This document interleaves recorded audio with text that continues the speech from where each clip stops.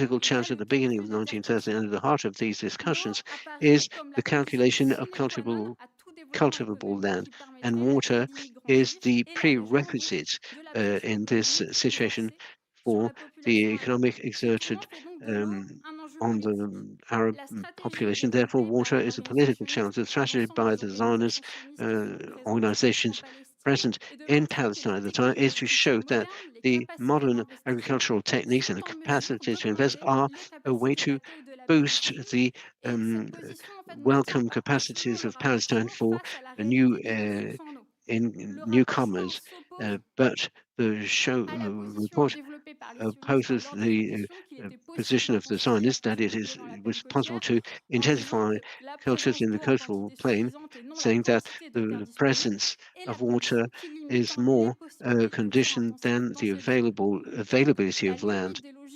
So the limit of the rationale both by the Zionist and the Commission is that it's not possible to evaluate the needs, the agricultural needs, without being aware of the water resources of Palestine. In 1930s, the report of the Hutchinson Commission also assesses the agricultural potential and the water, and the Commission calls on the government to put more money into water resources, and therefore water becomes at the heart of the agricultural policies, with the implementation of a water resource survey that starts in 1933. The survey was planned over a whole year with the aim of collecting across the whole cultivable area of Palestine information that is sufficient to estimate the current and future resources of the country. This survey was conducted by the Department of Survey and evaluated only the water resources in those areas deemed to be cultivable, at a point where the area is also is already being questioned, the numbers. So what are they analyzing? Were the level of salt, the level of the water in the wells? These are the main items of information collected by the surveyors. The table here shows, in fact, that the survey evolved between December 1933 and the autumn of 1935 to cover some 2,000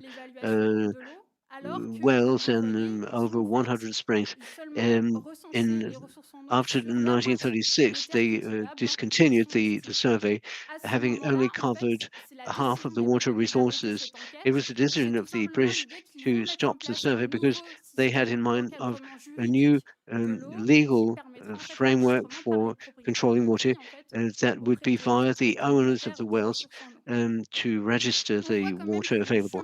So we see that the journey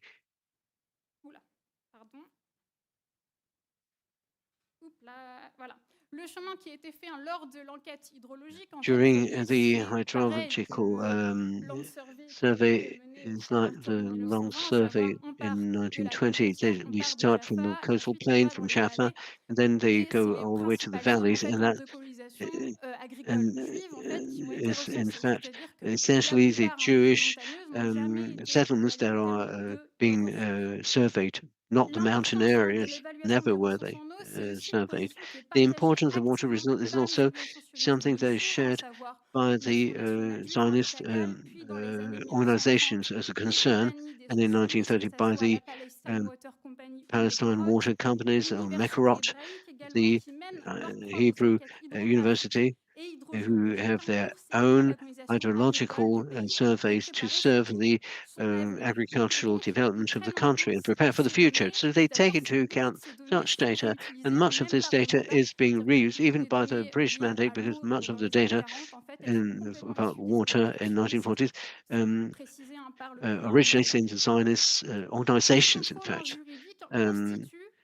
So legal control is the second side of the British mandate's reaction about or action about controlling water. Underground water and surface water are now leaving behind the Ottoman approach because it has been a failure. In 1947, when the British to hand over the future of Palestine to the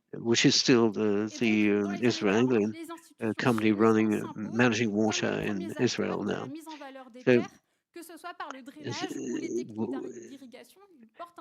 So these companies were in charge of draining and irrigation with much more ambitious projects than those of the British then we move into the planning of the future Jewish state with the Pitmore Conference in 1942 with the establishment of a Jewish state in Palestine. And there we see that the action of Mekerot is ramping up. When it was created, it was a company just to develop irrigation, a very small part of the valley, and then it became much bigger during the Second World War. So in the 1940s, the Zionists acquired so much data on the distribution of water resources that they have very ambitious water development plans, because water is deemed to be a resource that can be fully redistributed across Palestine to promote agricultural development of all the whole territory, even the most arid locations. So this is like a hydric water policy for Palestine. Also, hydroelectricity is also at the heart of this program. There's a whole Palestine program that was developed by Mekerot in 1944, and which also illustrates the rising interest of Zionists for the Meghat desert in the 1940s to irrigate water all the way to the north of the Meghat. And the Mekerot company is not the only company doing so. In fact, they show that it is possible to transform any type of land, even if there's not enough water resources, through a monumental hydraulic process. And all these hydraulic projects developed in the 1940s, in fact, are also to be understood from the angle of what will be done later, that is the water project developed in 1975. I will come to my conclusion not to exceed my allotted time, and I will just like to say that I hope I have convinced you of the importance of water resources in the history of the British mandate in Palestine. Thank you. Merci beaucoup. Nous allons passer à la troisième communication. Alors, elle va être prononcée par Many thanks. We're going to be moving to the third contribution with Professor Hazat Akriti. Hold on. And he's the chair of the Arab chair. He's a specialist of revolutions, flipping of the states, anti-colonialism in Palestine and the Attic Arab. More generally speaking, he's currently in the process of writing a history of the anti-colonial struggle in Palestine. He wrote the Palestinian Revolution in 1996, and is the author of Monsoon Revolution, the Republican Sultan and Empire in Oman in 2013. I don't know if it's the same paper that is on the program. La trahison des intellectuels, l'académicide et le déclin de l'université occidentale, or you want to present another thing?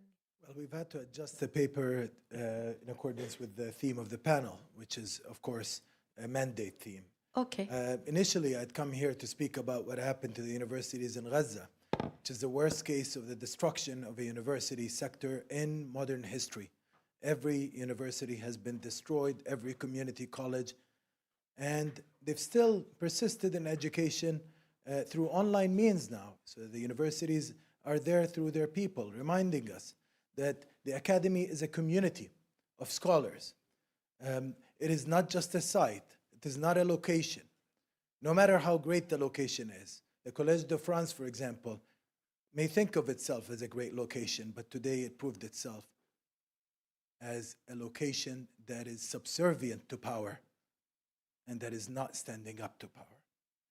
It is actually a case of the betrayal of intellectuals. But this betrayal does not have to do only with the rights and freedoms of French citizens or Europeans or others.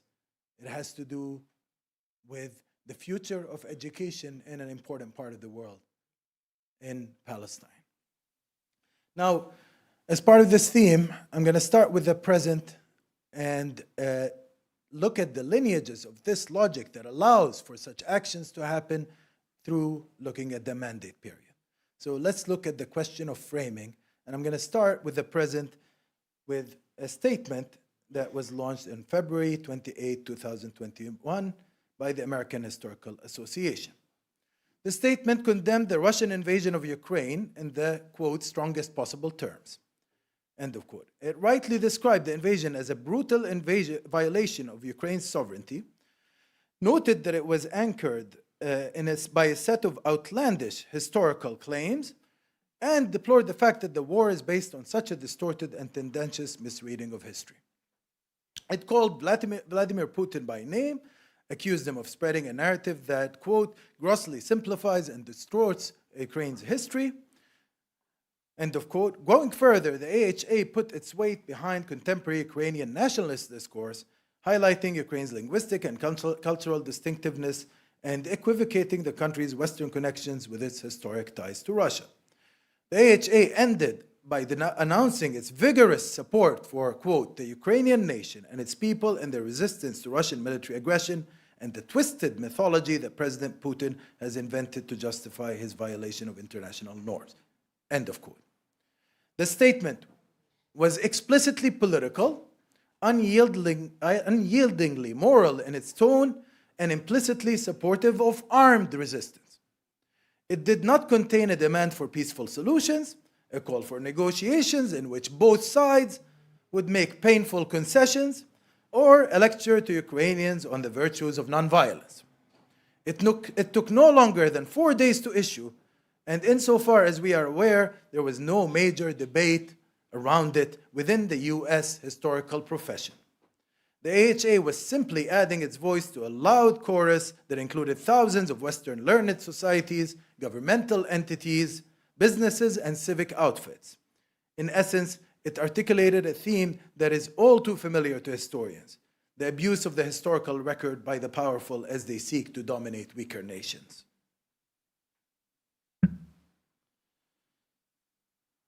Beyond demonstrating solidarity with Ukraine, the strength of the statement and the ease with which it was passed revealed the American historical profession's selective application of moral principles.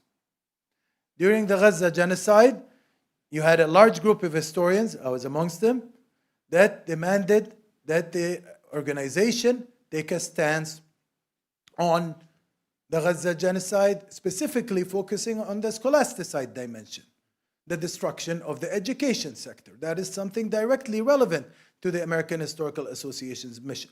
And by the way, for those that do not know the importance of the AHA, it's the world's largest historical association, over 11,000 members. It's the only learned society in the United States established by an act of Congress. It is considered to be the guardian of memory in that country. So, very important organization. Out of the 11,000 historians, we had a clear majority that wanted to talk about scholasticide in Gaza. In the business meeting of the organization, more than 84% of the members present voted to have a scholasticide resolution. The leadership of the organization went and said the council vetoed the membership in a historic act, never happened before. Now, how could this happen? And part of the reason why it happens is the use of arguments, historical arguments that are skewed, and this usage goes back into the 19th century, and later on it was formed and chiseled during the Mandate period. History, or rather a skewed reading of it, was key to the colonization of Palestine and the oppression of its people. Even before they managed to militarily occupy the land, British colonial officials and the Zionist movement alike drew on a range of rhetorical conceits that claimed Palestine for European Jews that were not living in the country, all the while dismissing the national and political rights of the existing Palestinian population. There was the biblical framing of Palestinian history, which gave rise to both religious and secular arguments. By its logic, Palestinians could not possibly have any rights to the land that their forefathers had lived, loved, farmed, and labored in, or the pretty historic cities and villages that they had built on its coasts, hills, and steep inclines. Who were the Palestinians to reject the will of God, or to stand in the way of an aspiration consistently expressed in the prayer next year in Jerusalem? Now, incidentally, by the way, that prayer was read by Jews that lived in Jerusalem also, because it was a textual prayer. It was a spiritual prayer. Jerusalem was not, in this prayer, a sovereign state. It was a spiritual place. A second related framing presented Palestine as a site of religious and civilizational conflict. By this reading, Palestine was seen as a land usurped by Arab Muslim invaders for nearly a millennium and a half. By the law of precedence, this land allegedly belonged to the descendants of the Israelites who had, quote, arrived before the Arab Muslims and before the Roman Christians that they had replaced. By the logic of civilizational superiority, this holy land ought to be possessed by, quote, Western rather than Oriental civilization. It was better off in the hands of European Jews than under the yoke of Arab Muslims and their Asiatic Arab Christian compatriots. Palestine was also presented as a legitimate site for appropriation based on European racial supremacy. Discussing the territory in 1918, Charles Buxton declared that he, quote, cannot admit the contention that the people who, for the first time being, occupy a certain portion of the earth's surface are necessarily entitled to exclude it from others who could use it better for the good of the whole, end of quote. In this regard, Buxton, a British Labour Party expert on imperial and colonial affairs, was in rare concord with the staunch conservative Winston Churchill. The latter, as the Secretary of the Colonies during the early years of British rule, played a key role in the colonization of Palestine, not the least by means of transforming the Balfour Declaration from a mere wartime promise into a binding legal obligation incorporated into the very terms of the mandate. In his typical brutishness, Churchill used bestial analogies to deny the historic rights of the Palestinians as well as other native communities across the globe to their lands. Explaining the logic that animated him as he was devising the terms of the Palestine Mandate, he declared to the 1937 Peel Commission, quote, I do not agree that the dog in a manger has the final right to the manger, even though he may have lain there for a very long time. I do not admit that right. I do not admit, for instance, that a great wrong has been done to the Red Indians of America or the black people of Australia. I do not admit that a wrong has been done to these people by the fact that a stronger race, a higher grade race, a more worldly wise race, to put it that way, has come in and taken their place. I do not admit it. I do not think that the Red Indians had any right to say the American continent belongs to us and we are not going to have any of these European settlers coming in here. They had not the right, nor had they the power. This is Churchill for you. This was essentially a new rehearsal of an old argument, whose genealogy could be traced to Grotius, Puffendorf, and Locke as they struggled to justify 17th century European expansion and colonization. Such arguments were updated for the 20th century by political figures and thinkers who engaged in the rhetoric of colonial developmentalism. Beyond its capitalist expressions, this rhetoric also had socialist iterations. Left-leaning advocates of Zionism wholeheartedly embraced the notion that colonization would bring economic progress. Vast sections of the European social democratic left were generally committed to the idea that colonization would bestow upon uncivilized people the benefit of a necessary induction into an essential developmental stage. Some were specifically exposed to the ideas of Palais Zion, which deployed socialist language in the service of a nationalist colonial vision, celebrating the inevitable radical overthrow on the part of progressive settlers of what they called reactionary native feudalism. Ramsay MacDonald, who ultimately became the first Labour Prime Minister, expressed similar sentiments, though he emphasized the importance of industry as well as agriculture. Touring Palestine in 1922 and hosted by Jewish labor leaderships there, he detected a conflict between the, quote, the Middle Ages and the 20th century, end of quote, noting that the Arabs, quote, do not and cannot use or develop the resources of Palestine. This was in contrast to Jewish colonists who were building a new garden city and factories in the middle of sand dunes. Does this sound familiar to you? Remember recent statements made from within the heads of the European Commission? Besides those socialists who were impressed by Zionist tractors and mechanized mills, there were others who framed Zionism as a utopia, bringing collectivist forms of ownership and a new redemptive spirit of cooperation to humankind. Thus, Martin Buber could lyrically proclaim in his philosophical and historical study of socialist utopian projects, quote, "As I see history and the present, there's only one all-out effort to create a full cooperative, which justifies our speaking of success in the socialistic sense. And that is the Jewish village commune in its various forms, as found in Palestine. Nowhere else in the history of communal settlements is there this tireless groping for the form of community life. Nowhere else this continual trying and trying again, this going to it and getting down to it." Though he was a binationalist that was as sympathetic to Palestinians as the Zionists could possibly be, which is not very sympathetic, by the way, it did not occur to the eminent philosopher that every settler colonist utopia was a native dystopia.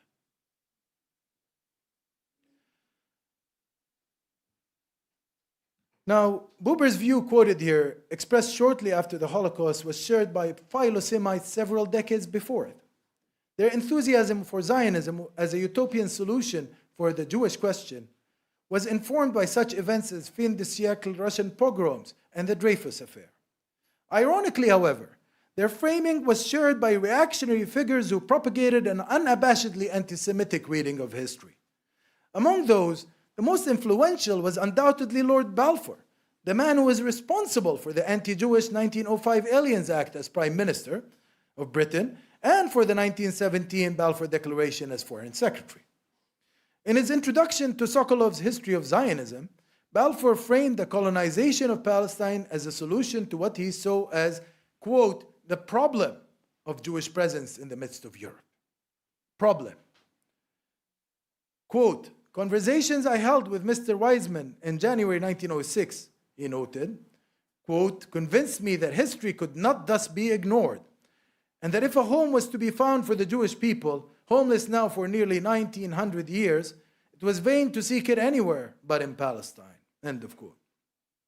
This history that Balfour was referring to erased the Palestinian native from the story of Palestine, but it also further approached the centuries-old European Jewish experience from an anti-Semitic lens, seeing Zionism as, quote, a serious endeavor to mitigate the age-long miseries created for Western civilization by the presence in its midst of a body which it too long regarded as alien and even hostile, but which it was equally unable to expel or to absorb, end of quote. This guy has streets named after him in Israeli cities today, this vile anti-Semite, but also this vile anti-Palestinian, anti-Arab colonialist man. Balfour's declaration, combined with Churchill's incorporation of it into the terms of the mandate, paved the way for yet another framework for discussing Palestine, a legalistic one that utilized a skewed reading of the history of British promises during the Great War to marginalize Palestinians. From the onset of the British occupation of Palestine onwards, Zionists argued that Britain had a formal and binding obligation to facilitate Jewish colonization in Palestine, given the notorious short letter that Balfour wrote to Lord Rothschild during the war. Palestinian Arab representatives writing in English, like George Antonius and Emil Ghuri, tried to challenge that notion by bringing to light the promises for Arab independence included in the McMahon-Hussein correspondence. Writing for the British Foreign Policy Audience of International Affairs in 1937, at the height of the Palestine Great Revolt, Ghuri noted, quote, Zionists and their supporters have repeatedly tried to assert that Palestine was also excluded from the McMahon-Hussein Treaty. But Palestine was not excluded. In 1915, 93% of the population was Arab, and one could therefore very safely say that it was an Arab country. Palestine does not lie to the west of Damascus, it lies to the south. And France never had any interest in Palestine. France had their interests in Lebanon, and these she had asserted since 1860. If Sir Henry McMahon had meant to accept Palestine, he would have mentioned it by name. End of quote. Needless to say, I'm on minute 14 now, so 6 more minutes, correct? Okay. Needless to say, such compelling arguments were entirely ignored in Whitehall. What gained far more currency was a discourse of both-sidism originating from the heart of the Zionist movement itself. By this logic, Britain had to balance the needs of two legitimate nationalisms competing for the possession of one land. To any serious historian, this is nothing but smoke and mirrors, a recasting of what was actually happening on the ground. A European nationalist movement trying, by means of intensive colonization, to wrest control over land away from a people that was already in possession of it. With or without modern nationalism, the latter, the Palestinian people, would have fought this attempt tooth and nail. With or without nationalism, it is self-evident that the lived connection of a Palestinian fallah, a peasant, in Yazur, or Battir, or Taibe, or Tantura to their land was always far stronger than that of a Ukrainian, or a Polish, or a German Jew. By virtue of materiality, everyday life, the succession of lived memories, let alone the weight of centuries of accumulated genealogies, traditions, and histories. To put it quite simply, Jewish colonization could not have existed without Jewish nationalism, whereas indigenous Arab presence long predated the Syrian, Ottoman, Arab, and Palestinian nationalisms that had proliferated at various times in this southeastern corner of Bilad al-Sham. Of course, as we know, whereas the British spoke in both Zionist parlance, their policy was far more tilted towards supporting the colonist side to which they were officially connected. This was essential to Zionist leaders, who were all in agreement on the need for British military intervention to suppress resolute Palestinian Arab opposition to the colonization of their lands. In the early 1920s, these leaders adopted two major competing frameworks for processing this clear opposition. On the one end of the spectrum stood Chaim Weizmann, who had tirelessly informed his British patrons and his fellow Zionists that Palestinian opposition to Zionism was the outcome of a historic misunderstanding of the movement's goals. A competing framing that was more honest if less gentle on the ears was put forth by Ze'ev Jabotinsky, the progenitor of the dominant brand of Israeli ideology reigning in the present. Remember, Ben-Zion Netanyahu was actually Jabotinsky's personal secretary, the father of Benjamin Netanyahu. In his Iron Wall, Vladimir Jabotinsky resolutely rejected the idea that Palestinian resistance is a product of a mere misunderstanding, and I'm quoting him here. There can be no voluntary agreement between ourselves and the Palestine Arabs, not now, nor in the prospective future. Except for those who were born blind, they realized long ago that it is utterly impossible to obtain the voluntary consent of the Palestine Arabs for converting Palestine from an Arab country into a country with a Jewish majority. My readers have a general idea of the history of colonization in other countries. I suggest that they consider all the precedents with which they are acquainted and see whether there is one solitary instance of any colonization being carried on with the consent of the native population. There is no such precedent. Now, the development of large-scale Palestinian protests in the 1920s and armed resistance in the mid-1930s led to the rise of yet another enduring framework for discussing Palestine's history, one centered upon the notions of violence, terror, fanaticism, and anti-Semitism. From the early 1920s onwards, Zionist leaders played a major role in inserting that language into the discussion. The Nabi Musa uprising of 1920, for instance, was widely described by them as a pogrom. This suggested that Palestinian protests, sometimes taking violent form, was caused by deep-seated hatred towards Jews rather than long-term opposition to Jewish colonization, activated in this particular instance by a serious explosion and gunfire that startled an assembled native crowd. Similar discourses prevailed during the 1921 Jaffa uprising and the 1921 Buraq uprising. This spurious misframing of events went against the historical record.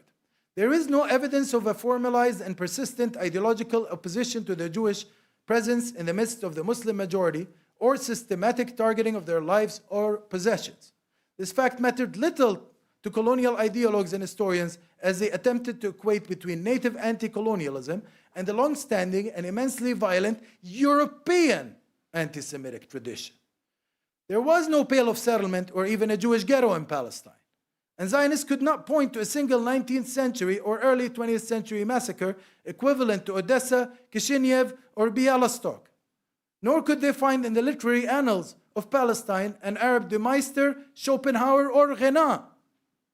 One instead finds Zahir al-Umar encouraging Jewish immigration to Tiberias in the 18th century, Palestinian urbanite acceptance or indifference to Eastern European and Yemenite religious Jewish settlement in Jerusalem in the 19th century, and condemnations in the Arab press of European treatment of Jews at the dawn of the 20th century. These facts were known to the British colonial authorities. As the Palin Commission established to investigate the 1920 Nabi Musa disturbances noted in its report, no serious attack, and I'm quoting it here, no serious attack on the Jewish population in Palestine is recorded since the time of Ibrahim Pasha in 1840. Palestinian resistance, and I'm going to end here, but it's important for the present. Palestinian resistance was misframed in other ways. Whenever Palestinians dared to raise the rifle, they were accused of terrorism. That very accusation gave those dominating Palestinians, from British imperialists to Zionist settler colonists, broad license to arrest, collectively punish, maim, and kill Palestinians. The colonial reduction of armed Palestinian resistance to terror, Islamic fanaticism, and lowly brigandage could be traced to the Great Revolt of 1936 and to 1939. This was in contrast to contemporaneous and posthumous Palestinian understandings of that event as a civic and armed struggle for independence that featured the longest general strike in modern human history and the most persistent agrarian mobilization in the interwar Middle East. That momentous process gave birth to Western calls for Palestinians, but never for the British and the Zionists, to lay down their arms and embrace nonviolence. These calls manifestly articulated a message of peace, but were actually justifying a vision of pacification. The cynicism underlying them was fully grasped across the anti-colonial world, even by the greatest proponents of nonviolent struggle, and I'm going to end on a quote by one of them. Invited by Zionist figures to comment on the Great Palestinian Revolt, the great Gandhi predictably declared in 1938 that he had wished that the Arabs, quote, had chosen the way of nonviolence in resisting what they rightly regarded as an unwarrantable encroachment upon their territory, end of quote. Yet, and he added a crucial qualifier to this statement, and I'm quoting him here, but according to the accepted canons of right and wrong, nothing can be said against the Arab resistance in the face of overwhelming odds, end of quote. Indeed, what Gandhi knew and what mainstream Western pundits willfully ignored was that the revolt emerged out of the ruins of a decade and a half of Palestinian official nonviolent resistance, which failed to halt the march of colonization or to bring about even a modicum of self-determination or independence. Thank you.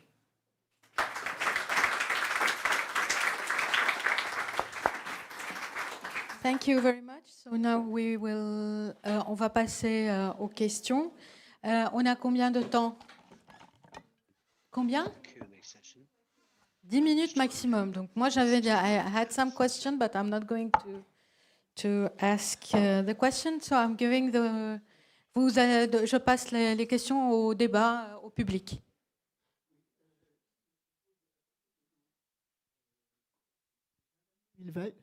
J'ai un ami Milvas qui... Je vais vous demander d'être très bref, parce qu'on a 10 minutes. Oui, il avait fait un film sur ses compagnons de la guerre du Kippour, et c'est un Israélien. Et dans les interviews, l'un des personnages du film disait que les territoires acquis en 1967, après la guerre des 6 jours, ne seraient jamais rendus du fait des richesses en eau de ces territoires.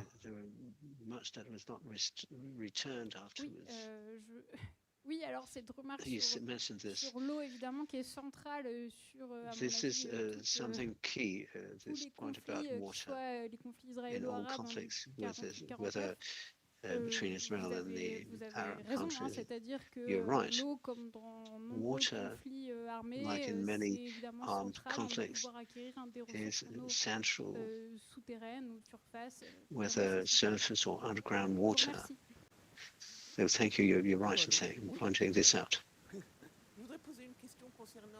I have a question. Shall I speak in English or in French? I mean. Je répondrai en français, mais vous répondrez en anglais. I think that my question concerns both of you. It's the question of the purchase of land and the use and the politicization of the question of the hydraulic question. one of the main issues that starts long before the mandate period is the question of the status of the land, the statut foncier, which is changed, which is modified in 1864, if I remember. And there is a classification of the land. So when you are speaking about deserted land or falachin land, when we know that the land sometimes was sometimes the landowner was never on the land, and sometimes it's the musha, the collectivity of the village. So how do you treat the question of this substructure of users in this period?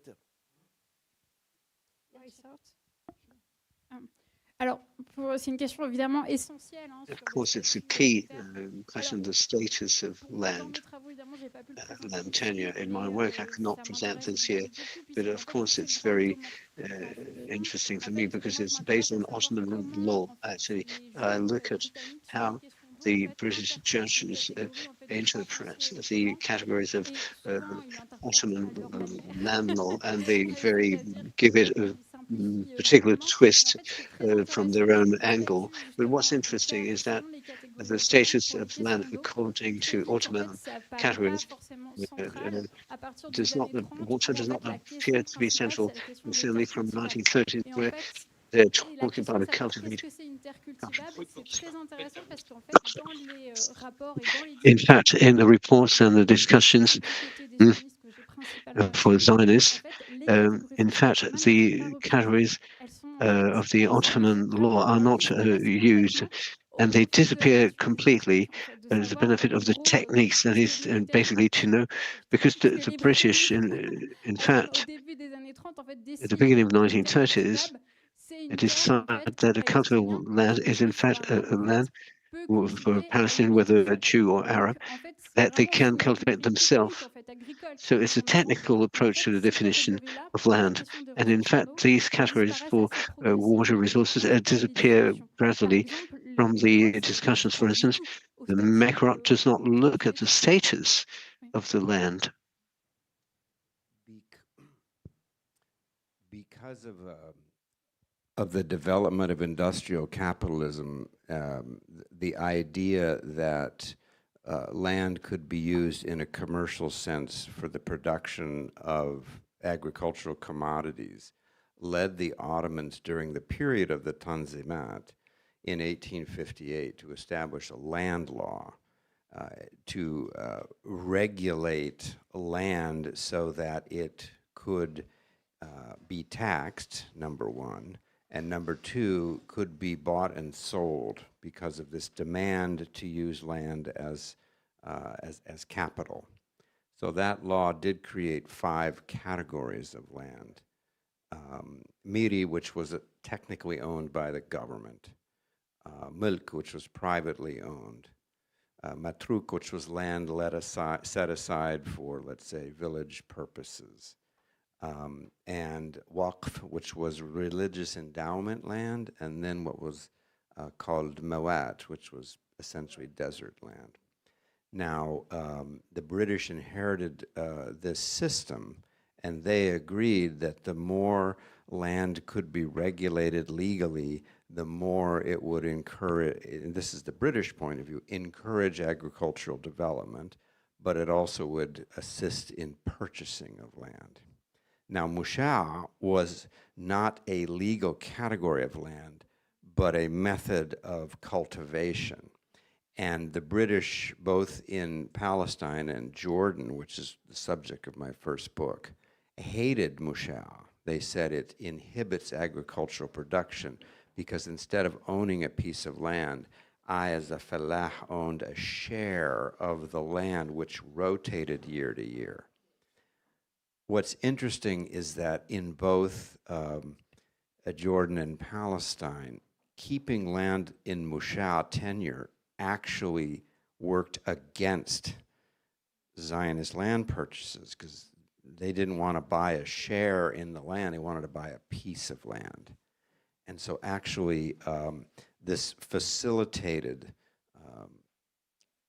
keeping the land in the hands of owners was mushah.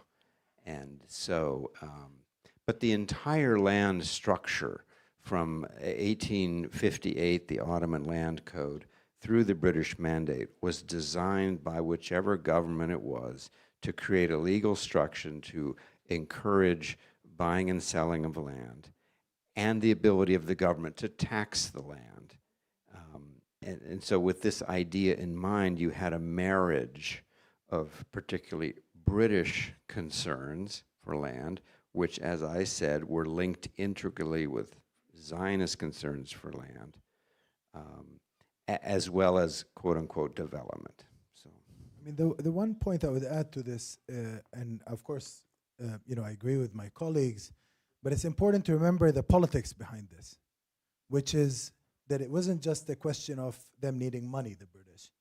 They had a commitment, they made a commitment by designing the terms of the mandate on the basis of encouraging colonization in Palestine.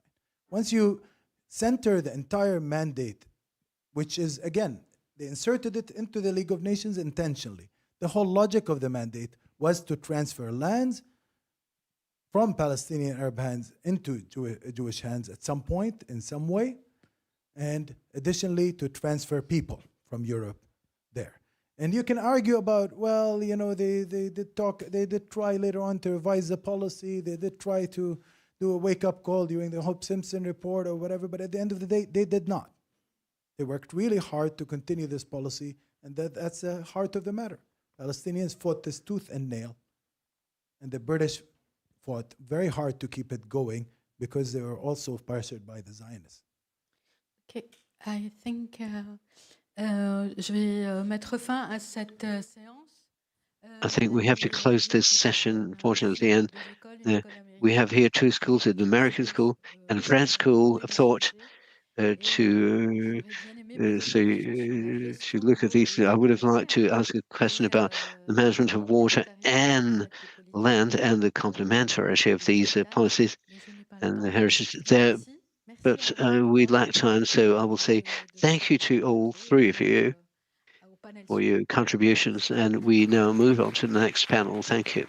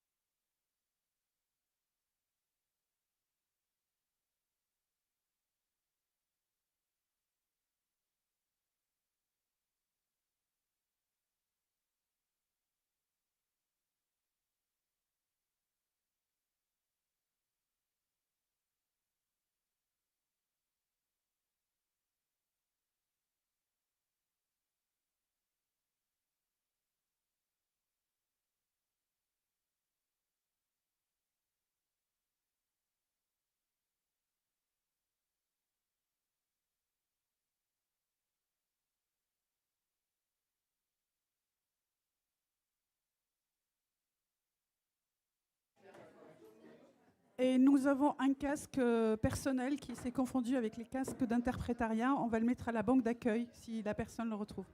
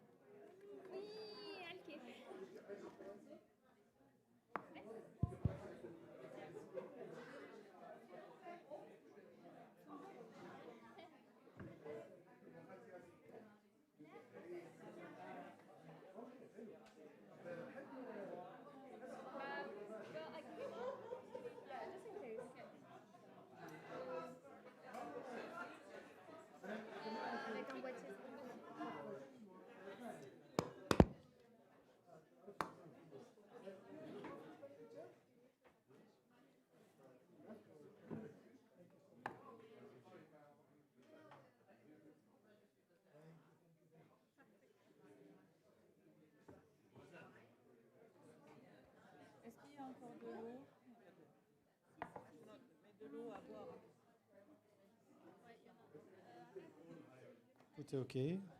Vous m'entendez bien?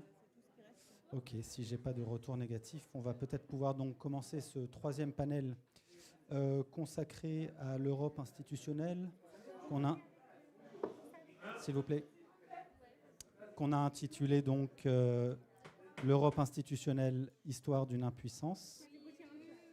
Et peut-être en 2 mots, avant de céder la parole aux intervenantes, sur cette Europe institutionnelle, le point de départ de cette histoire politique, disons, commence en 1957, au moment où est signé le traité de Rome, qui fonde donc la communauté économique européenne, ancêtre de l'Union européenne, qui, elle, apparaît officiellement avec le traité de Maastricht en 92. C'est un cadre fondateur, on va y revenir, les intervenantes vont y revenir, c'est un cadre fondateur qui a façonné la posture extérieure de la communauté européenne, dont l'ambition a été, formellement, disons, de se présenter comme un acteur normatif et de promouvoir le droit international et le multilatéralisme.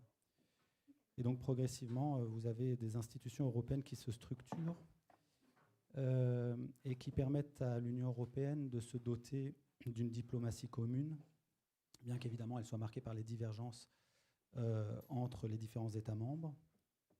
Et c'est dans ce contexte qu'elle a commencé à définir sa position sur la question palestinienne. Alors je le dis vraiment très rapidement, mais le premier tournant majeur intervient avec la déclaration de Venise en 1980, la déclaration de Berlin en 1999, et puis dans les années 90, un ensemble d'initiatives, notamment au moment du processus d'Oslo.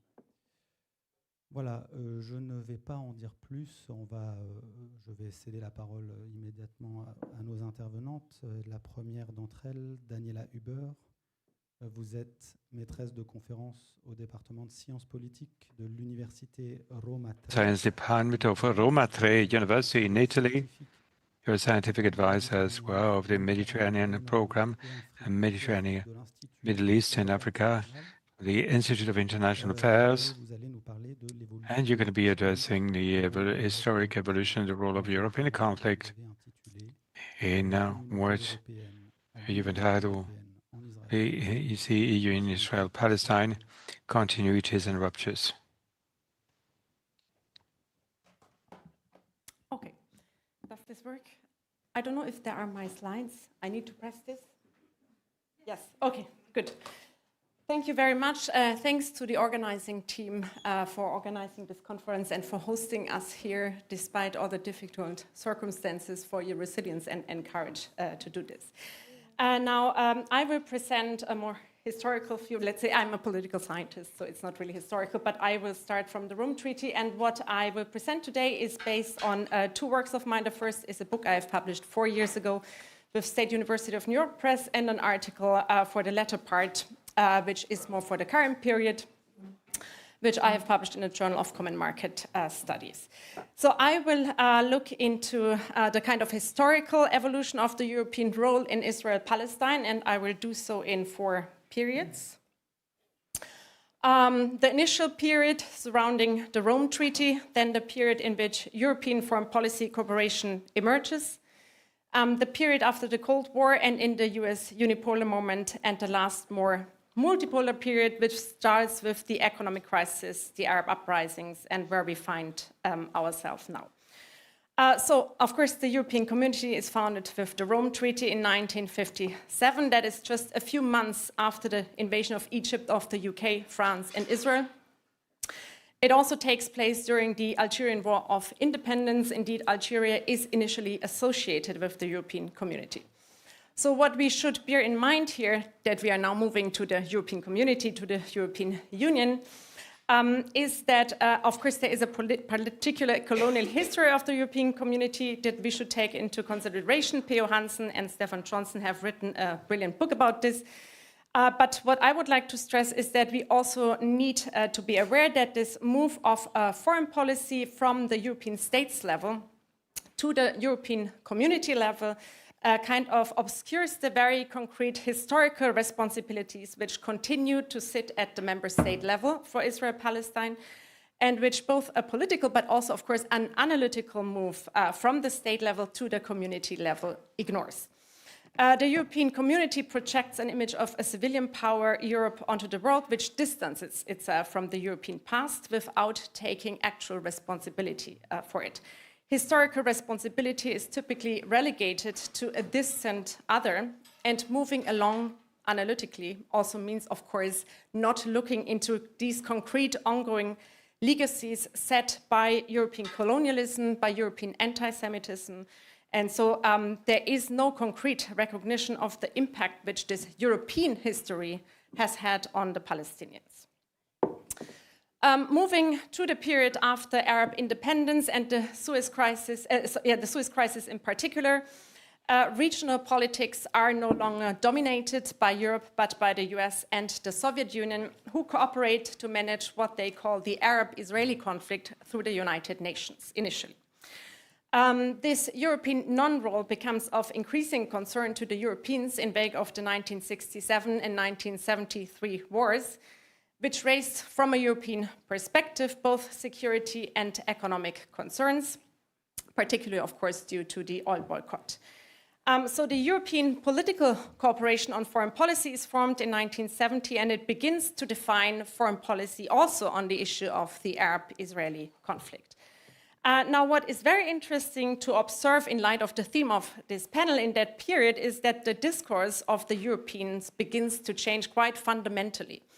In the 1950s and 60s, Europeans had been no longer concerned with the issue of a Palestinian state as in the partition plan, but only referred to the Arab refugee issue, which has implicitly denied Palestinians both their national identity and their right to self-determination.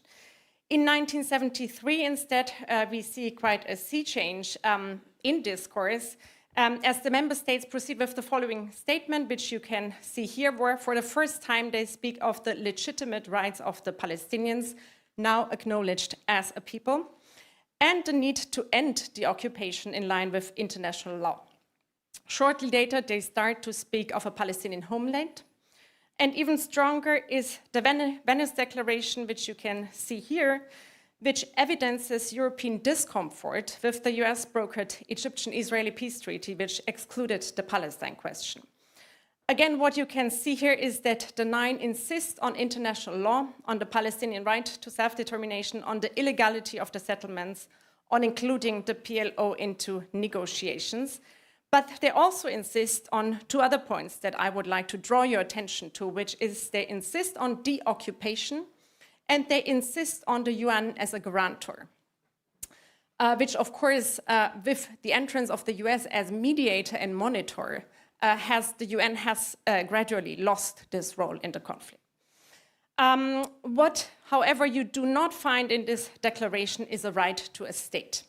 In other words, the declaration was different to the US position, but also to the position of the UN General Assembly, which in the same year, in 1980, determined the Palestinian right to a state. Some research claims that the EU is a normative power because it pushed the US into adopting the idea of Palestinian statehood. But this is somewhat incorrect because the normative push towards the right to statehood comes from the UN General Assembly, the non-aligned movement, and the Arab states. Because at that time, they were quite united on that issue and put pressure on the Europeans. So we could see this was a period where Arab unity on that particular foreign policy issue had an impact on European foreign policy. Let's then move into the next period, the end of the Cold War, which is the onset of the so-called US unipolar moment and of the so-called international liberal order. That order never led to liberty in the Arab world. Indeed, freedom in the Arab world drops significantly, as can be seen in this graph, where non-free states rise and partially free states decline.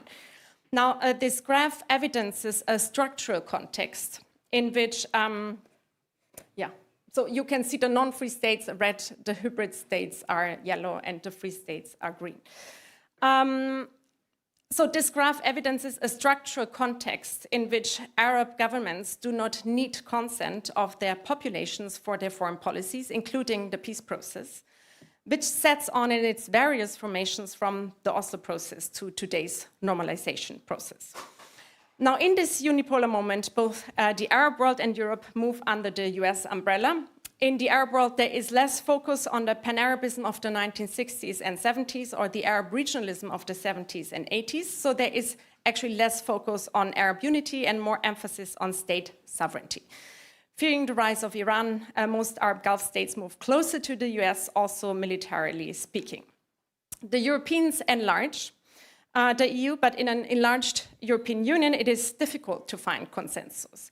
So the move under this US umbrella of the Middle East peace process initially ensures also coherence amongst Europeans. US productive power in that moment is quite preponderant and evident in the peace process, and how the Arab states and the Europeans link into that and begin to somewhat diverge from their own focus on international law, Palestinian rights, the United Nations, and deoccupation. They all sign up to the idea that the occupied people in the Palestinian territory need to negotiate their rights with the occupying power, which gives the latter a de facto veto over that. This is evident, for example, in the 2002 Arab peace plan. It begins to speak of a just solution for the Palestinian refugees, while the 1980 Fakh plan had insisted on UN Resolution 194. The Europeans, while they continue to insist, of course, on the illegality of the settlements, including later on with the differentiation policy, they no longer insist on deoccupation or on the role of the United Nations. Nowhere is this, for example, included in the paradigmatic. Now it doesn't move anymore. Okay, thank you very much. In the paradigmatic 1999 Berlin Declaration, the Berlin Declaration speaks of a Palestinian state as an option to be achieved through negotiations, thus not as a right.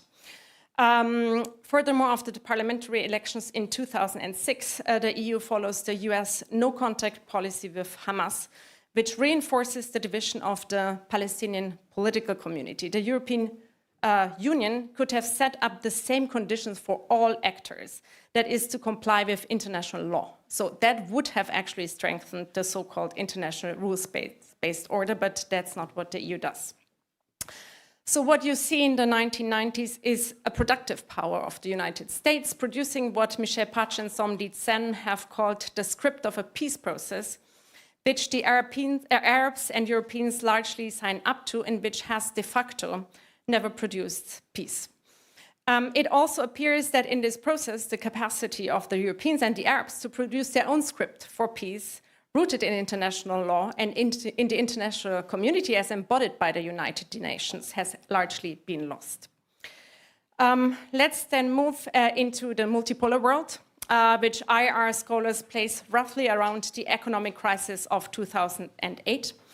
At that point, it is quite clear that the peace process has failed, has de facto resulted in the entrenchment of a one-state reality, where Palestine figures in urban enclaves. Tarek Bakoni has called this the Gazification of Palestine.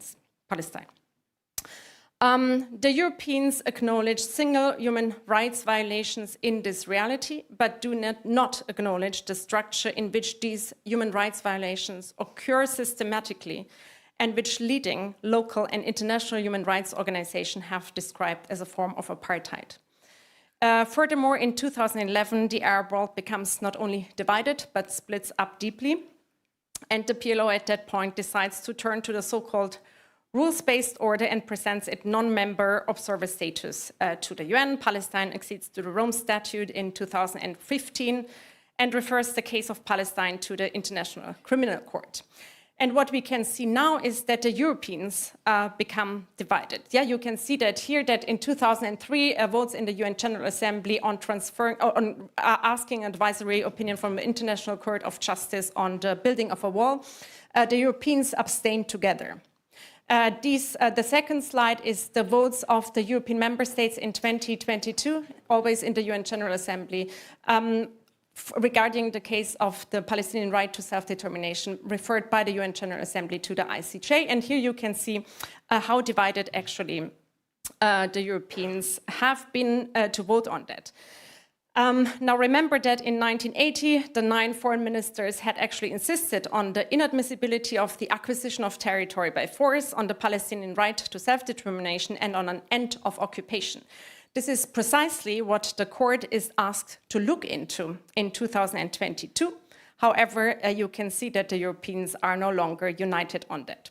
So how can we explain this? And how can we also explain that for 2 years, the EU has taken virtually no action in line with the requests of the International Court of Justice to protect the Palestinian people under the Genocide Convention?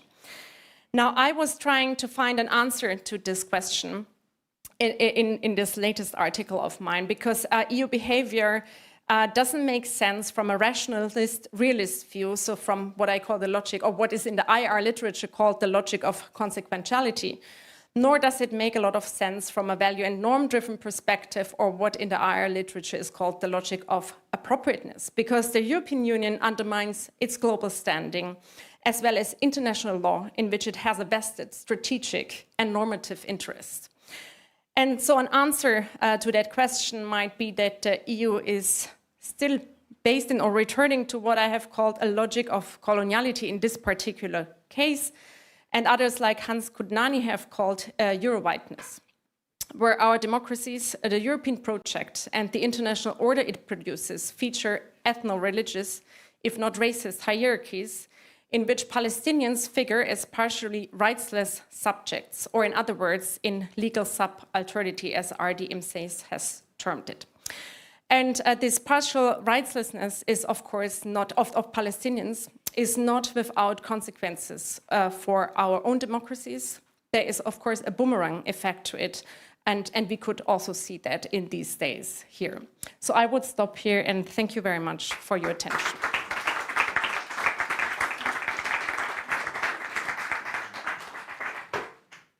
Merci beaucoup pour cette présentation et cette remise en perspective historique. Thank you for this presentation and this presentation of the role of Europe with Palestine. And I will hand over to Mandy Turner now.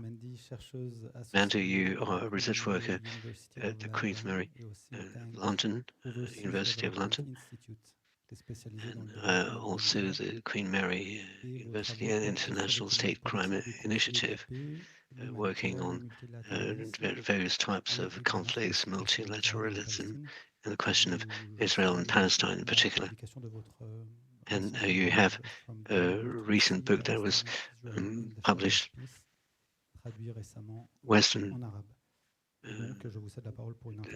which was translated into Arabic recently. So you will be telling us about the construction of Western peace building of counter. There's a couple of seats down here if anybody that's standing at the back want to come down. I want to start by thanking the organisers for pushing back on censorship and defending academic freedom. What you've done here this week has implications for academic freedom across Europe. It says we will not be dictated to by the state, nor by lobby groups. So thank you very, very much for making this possible. I'm going to start my talk by making one strong claim, which I will then try to back up by analysis based on historical sociology methods and historical counterfactual methods. Understanding what is happening in Palestine and Israel through terms such as peace, peace building, and two-state solution masks the reality, because it's using terms that's acceptable to everyone, but they have hidden meaning. So we need to unpack what these terms mean in the specific context of Palestine.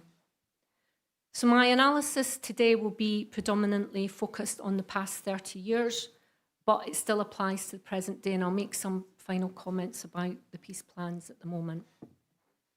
I want to start by making a small disclaimer. It's the last vestige of the scoundrel. This conference is focused on Europe, but it is very difficult, I believe, to distinguish between what Europe does with what the United States and Britain does in terms of Palestine and Israel. I'm not talking about rhetoric, I'm talking about overall policy practice. In his talk this morning, Azmi Bashara also made the point that Europe has become America's junior partner in terms of policy towards the Middle East, and that's obviously correct. Now, Europe could and could still act differently to the United States, but it chooses not to. So I'm not only focusing on Europe, I'm focusing on the West in general. I also know that there's differences between European states, and these are getting wider. For instance, I don't think we can look at Ireland and Spain in the same way as we can look at Germany and Britain. But because of time constraints, I'm going to be talking about Western states as a whole. So my strong claim is that one of the central causes of the October 7th, 2023 attack by Hamas and other Palestinian groups on Israel lies in Western policy towards Palestine and Israel, which I have called in many publications, peace building as counterinsurgency. Now, I'll back up this claim by briefly outlining the past 30 years of the Oslo peace framework in Palestine and Israel. In historical sociology, we analyse events, such as October 7th, through three layers. We look at longer-term structural reasons, we look at proximate causes, and then we look at immediate triggers.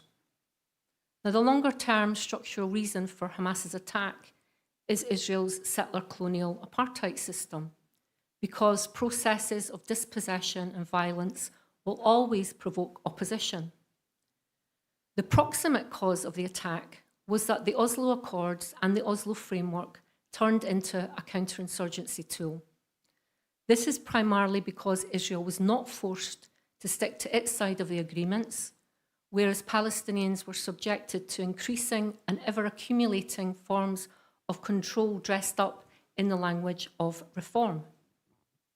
The immediate trigger for the attack was the potential extension of the Abraham Accords to Saudi Arabia, because the Abraham Accords ignore the question of Palestinian rights, despite rhetoric to the contrary. So at each of these levels, these three levels, long-term, proximate, and trigger, the West has played a crucial determining role.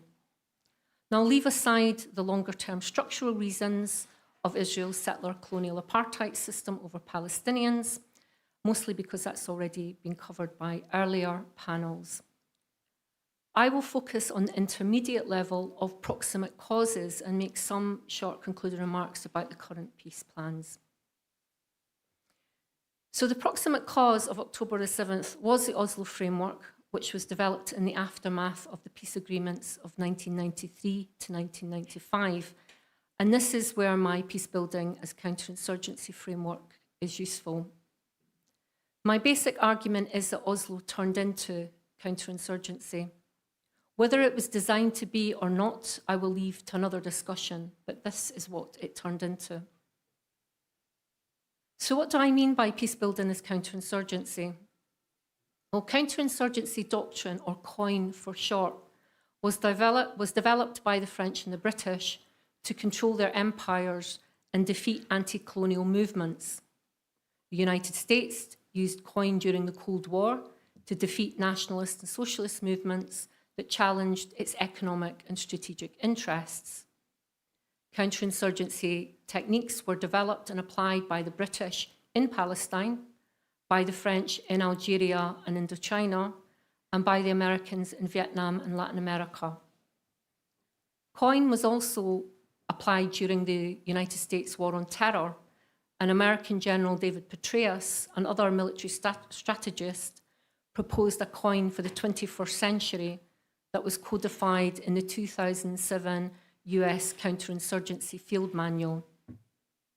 There's a lot that could be said about this, but what's important for my argument is that Petraeus and others argued that COIN had similar goals and strategies as human security and Western peacebuilding. And in 2010, Petraeus made this argument directly to Mary Kaldor, who's one of the most prominent scholars of human security. By that point, human security had been operationalized into the security development nexus and the donor priority that development requires security. And this is what underpinned donor programs of security sector reform, state building, and good governance that was implemented by donors through their aid strategies. Local elites were to be co-opted, and elites who tried to resist these policies were to be marginalized and silenced. Now, the shared ontologies of peacebuilding and COIN on the causes, consequences, and techniques of dealing with instability and conflict are clear and recognizable. The goal of both is to stabilize and pacify a society by promoting certain policies as related to governance, development, and security. But peacebuilding does not operate in a vacuum. It takes place in specific socio-economic and political settings and affects these societies in specific ways. The ways in which Western peacebuilding practices intervened or intertwined with Israel's colonization practices created the inherently unstable and hugely violent political economy that's been experienced by Palestinians over the past 30 years.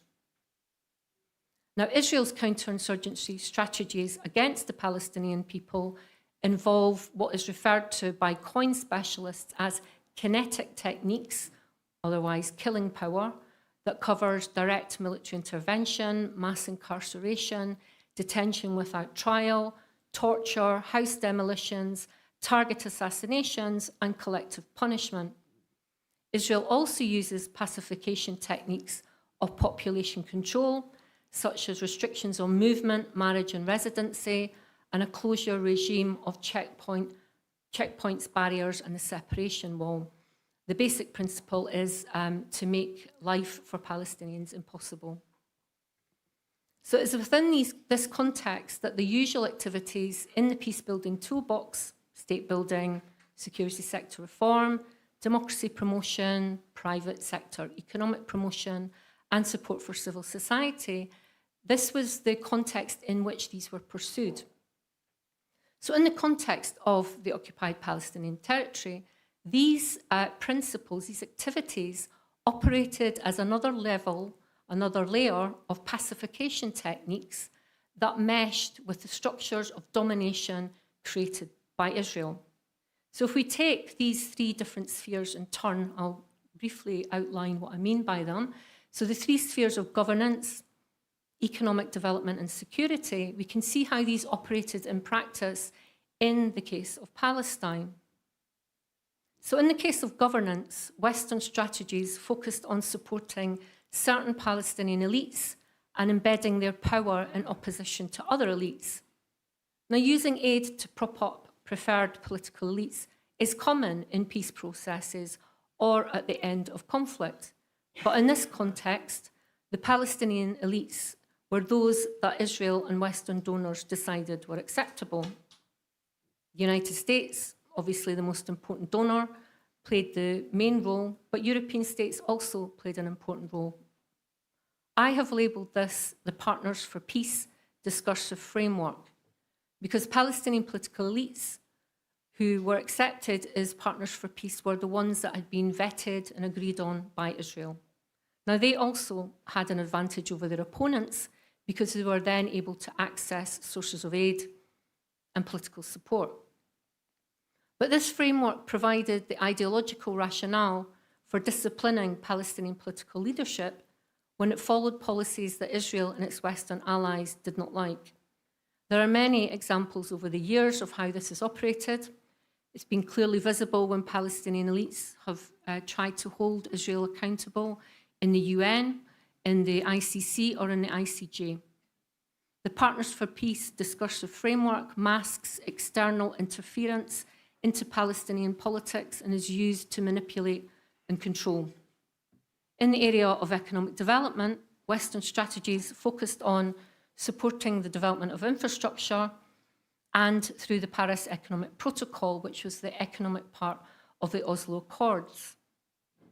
Now, problematically, the Palestinian Authority's fiscal revenues are collected by Israel through a tax clearance system. And Israel can decide not to transfer these revenues when it so wishes, and it's now withholding $188 million a month since October the 7th, which is 65% of the Palestinian Authority's revenues. This holds the Palestinian Authority to ransom.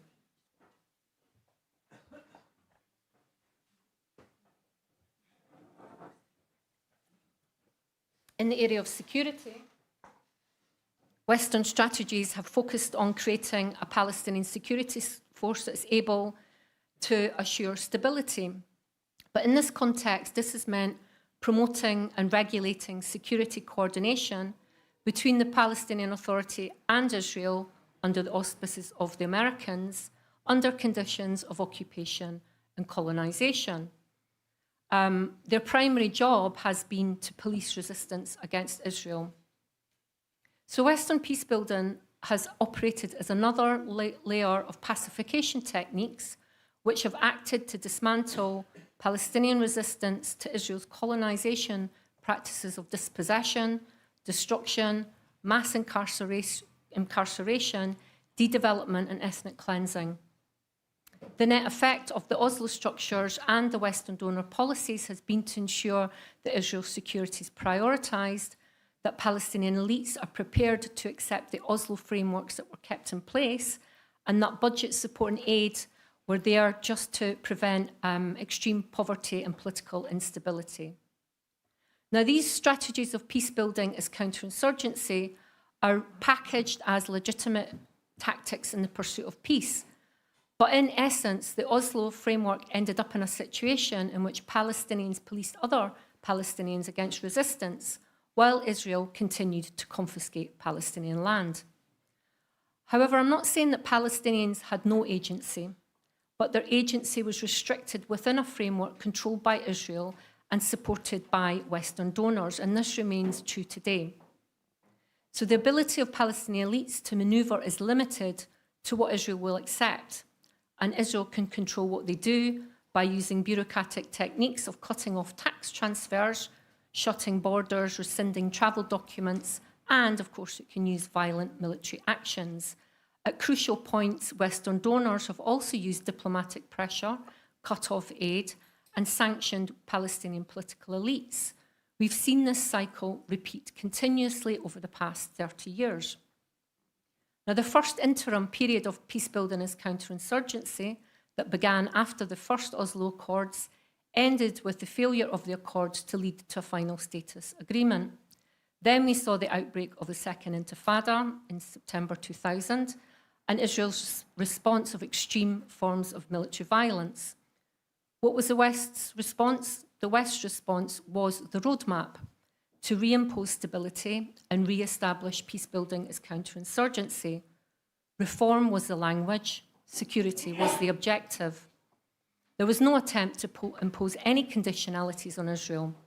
Western states could have intervened at this point to end the charade of a peace framework supposed to end in 1999, but they did not. Instead, after forcing reforms on the Palestinian Authority, including elections, Western states then refused to accept the result of the January 2006 election where Hamas was elected. The EU, as part of the Middle East Quartet, made future aid to the Palestinian Authority conditional on the new government committing to non-violence, recognition of Israel, and acceptance of previous agreements, including the Oslo Accords. But Hamas was elected because it rejected Oslo and because it was going to do something about the Palestinian Authority's corruption. So this was presumably what the Palestinian electorate wanted and why Hamas won. Now let's just imagine what might have happened if instead of isolating the Hamas government, Western states had engaged with it. And instead of supporting Israel unconditionally, Western states had demanded an end to Israel's occupation and colonization by using its powers of trade and diplomacy. Counterfactions are often used in historical and political analyses, so let's pose one here. If the West had not sanctioned and isolated the Hamas government, would we have seen the civil war between Hamas and Fatah and the split between the West Bank and Gaza? Would we have seen Israel's blockade on the Gaza Strip? Would we have seen October the 7th? My guess is that we might have seen a very different situation develop. But instead, the Oslo framework was reimposed with even greater levels of control. This led to an isolated and blockaded Gaza, and East Jerusalem cut off from the rest of the West Bank, and a West Bank archipelago of Palestinian towns and villages surrounded by Israel's illegal and ever-expanding colonies. It also led to an emboldened Israel which could do whatever it wished without facing consequences. So I would like to argue that the proximate cause of the October 7th attack was that the Oslo Accords and the Oslo framework had turned into a counterinsurgency tool. Because imposing policies designed to promote stabilization and pacification, while an occupying state takes more land and uses more violence, will always provoke opposition. What is more difficult to predict is how, when, and in what form this will take. Abdel Razak Takriti outlined this during the British Mandate period. So this history is longer than the 30-year period I'm outlining here. How long have I got? Am I out? Oh, good.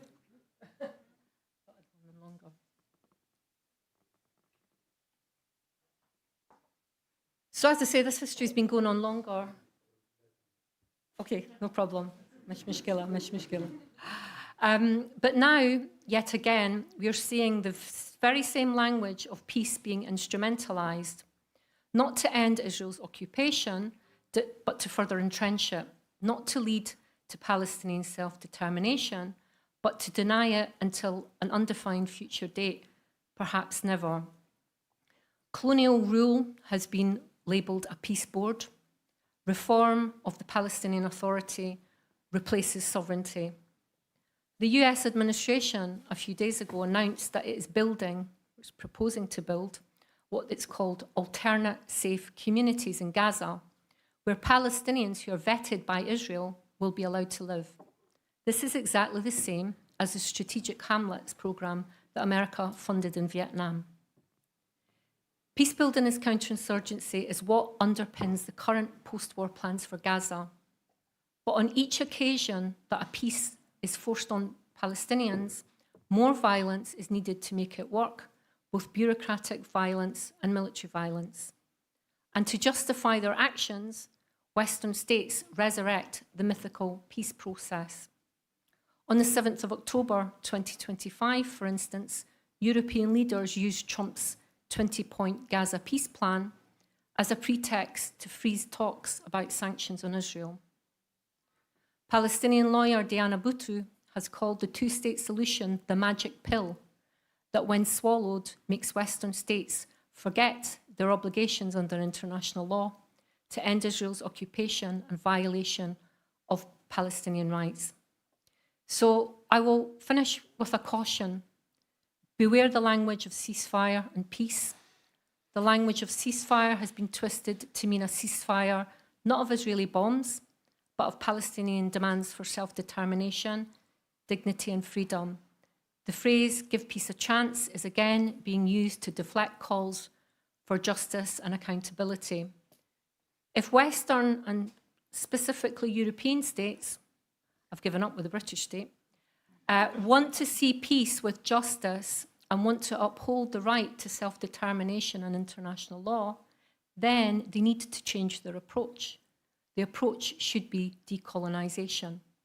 There are policies they can use, but they choose not to.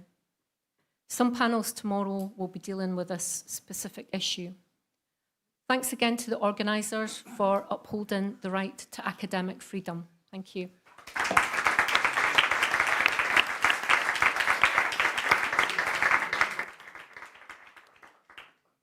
Merci beaucoup Mendy pour cette présentation très stimulante et pour la présentation de cette notion de contre-insurrection. Many thanks, Mandy, for this notion of counterinsurgency and this highly stimulated presentation and how this has been defined by a European policy. I would now like to give the floor to Muriel Asbourg. You're a researcher, principal researcher within the Africa and Middle East units, Politik Foundation for Science and Politics. You researcher at the German Institute of International Affairs and Security in Berlin, and your research focuses on complex dynamics and the consolidation of peace in the Levant. So, on the Middle Eastern policies of Germany, Europe, and the US, and on the issues related to state constructions, political reform, and security in Western Mediterranean. In Eastern Mediterranean, and you will be focusing on criticisms on the European Union in Palestine, and you will present two key mantras characterizing the EU policy with regards to Palestine. Thank you so much, François. I would like to join the earlier speakers in thanking the organizers. It's a great honor to be here, and I'm very, very happy that this is taking place in spite of the political pressure that's been exerted to stop people from speaking. I will focus my remarks on the period between the start of the peace process, or the so-called peace process, and 7 October 2023. And I think in this period, it becomes very clear that while the EU and its member states consider themselves as a guarantor of human rights, of international law, or how they like to call themselves, the normative power Europe, actually that's kind of an old term. They don't call themselves any longer like that, but they used to call themselves in this period like it. There is a huge gap between this rhetoric and the concrete European policies, and in particular, when we look at Israel-Palestine. I do want to look at this through two mantras that Europeans have been repeating time and again, and two mantras that are closely interlinked, and that brings me back to some of the issues that both Daniela and Mandy have already mentioned.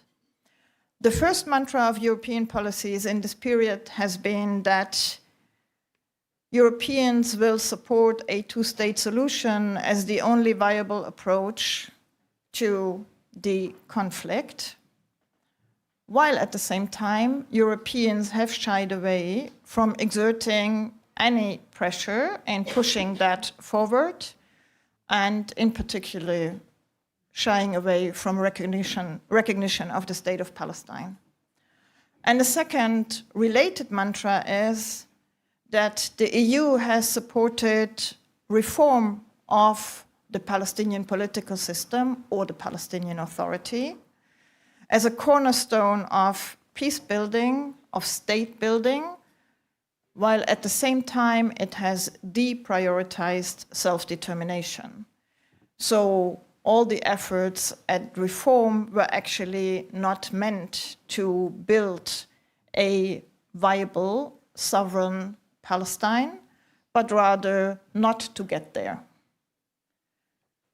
Without doubt, the EU and its predecessors have in many respects been a forerunner in formulating positions or in taking positions that others have formulated before to relevant international fora. And we've spoken already in this session about some of the key declarations like the Venice Declaration, the Berlin Declaration, the Seville Declaration, that have led to a framing of the Palestine issue, focusing in the in this framing on the right to self-determination, the idea of Palestinian statehood, and parameters for conflict resolution based on the 1967 lines. And Europe has been, I would say, a key actor in shaping international language, bringing that into Security Council resolutions and other fora, basing their work, as Daniela has outlined, on what others have done before.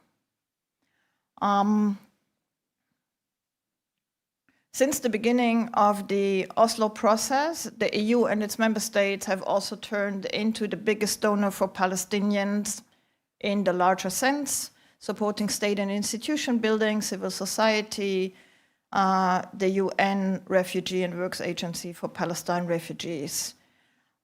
Even though we have to see clearly that the trend since the Second Intifada has been that an ever-increasing percentage of European support has gone into humanitarian and emergency aid, and ever more restrictions have applied on funding for civil society in Palestine. At the same time, the EU and its member states have had a very, very limited role in really shaping conflict dynamics on the ground. I assume that other speakers will go into more depth why this has been the case. I would say there are at least three main factors. One, that the EU and its member states have accepted all through that the US is the main facilitator, the dominant force in the Middle East, and the EU and its member states generally hasn't questioned that. Second one being that EU member states have hidden behind Brussels rather than being a proponent of EU policies.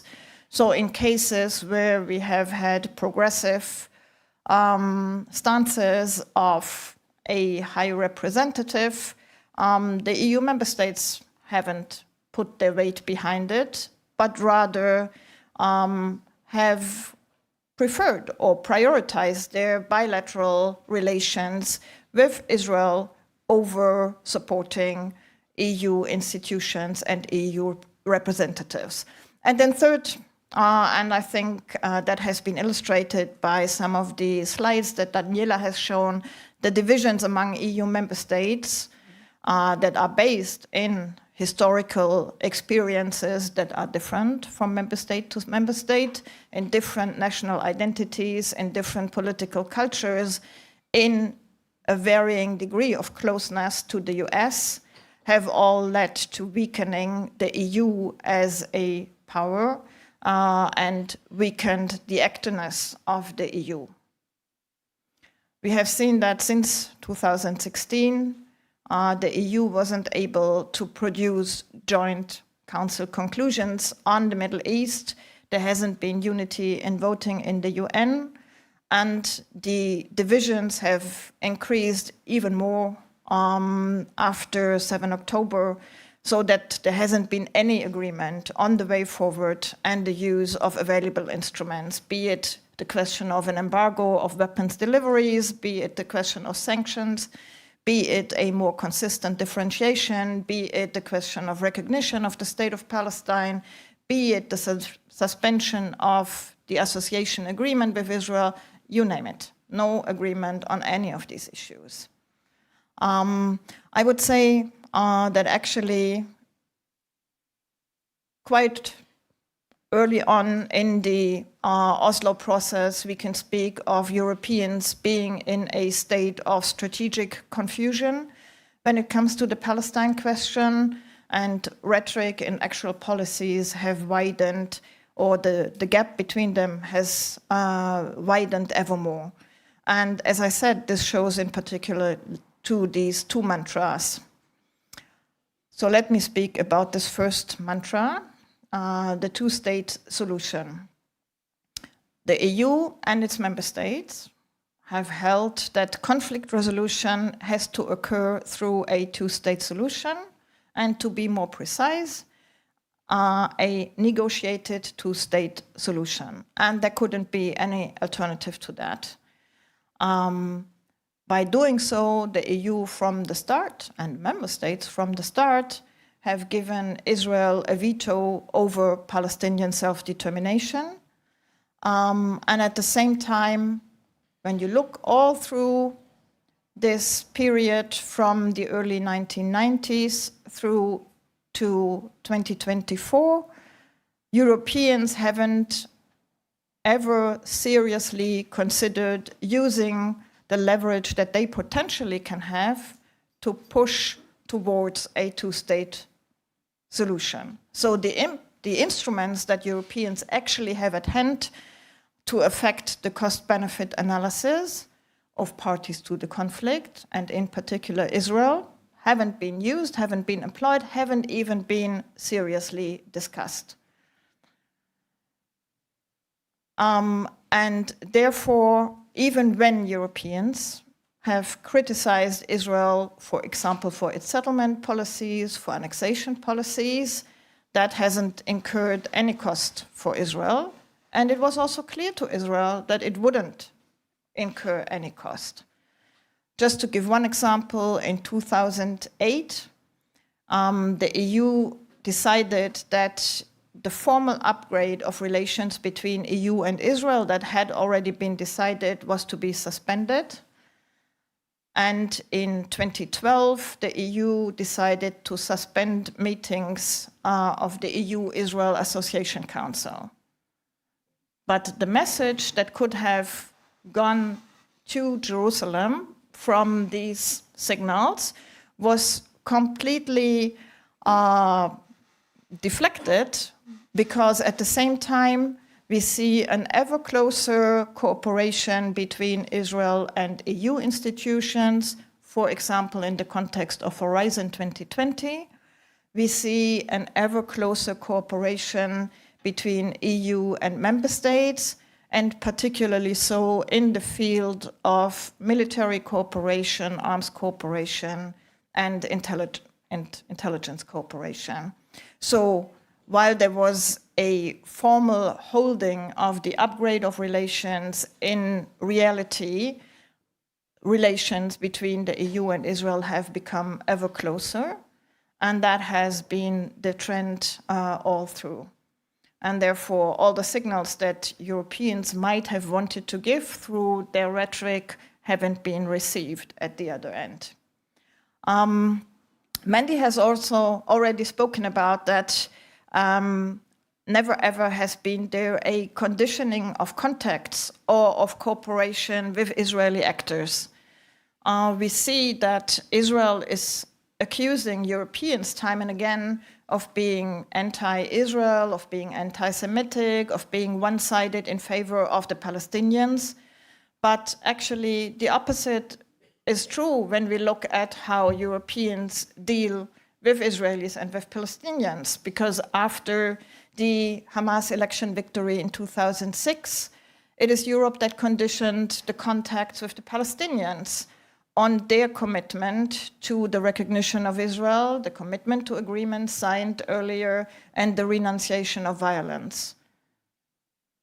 People find it often strange even to think about that this could be an ask of Israeli interlocutors or Israeli partners. But of course, one could just refer to commitment to international law from all partners that Europeans want to work with. That hasn't been the case. What also I think is important to look at is the lowering of ambitions that we have seen over the last decade before October 7. The entrenchment of a one-state reality with unequal rights has led the Europeans, and the failure of the last US mediation talks in 2014 actually has led to a European position that has said our ambition is no longer to contributing to the implementation of a two-state solution, but rather to maintaining that option on the table When we look at relevant EU documents, we see that while, for example, in the 2003 EU security strategy, Israel-Palestine is still seen as a key conflict, and engagement there is seen as a strategic priority.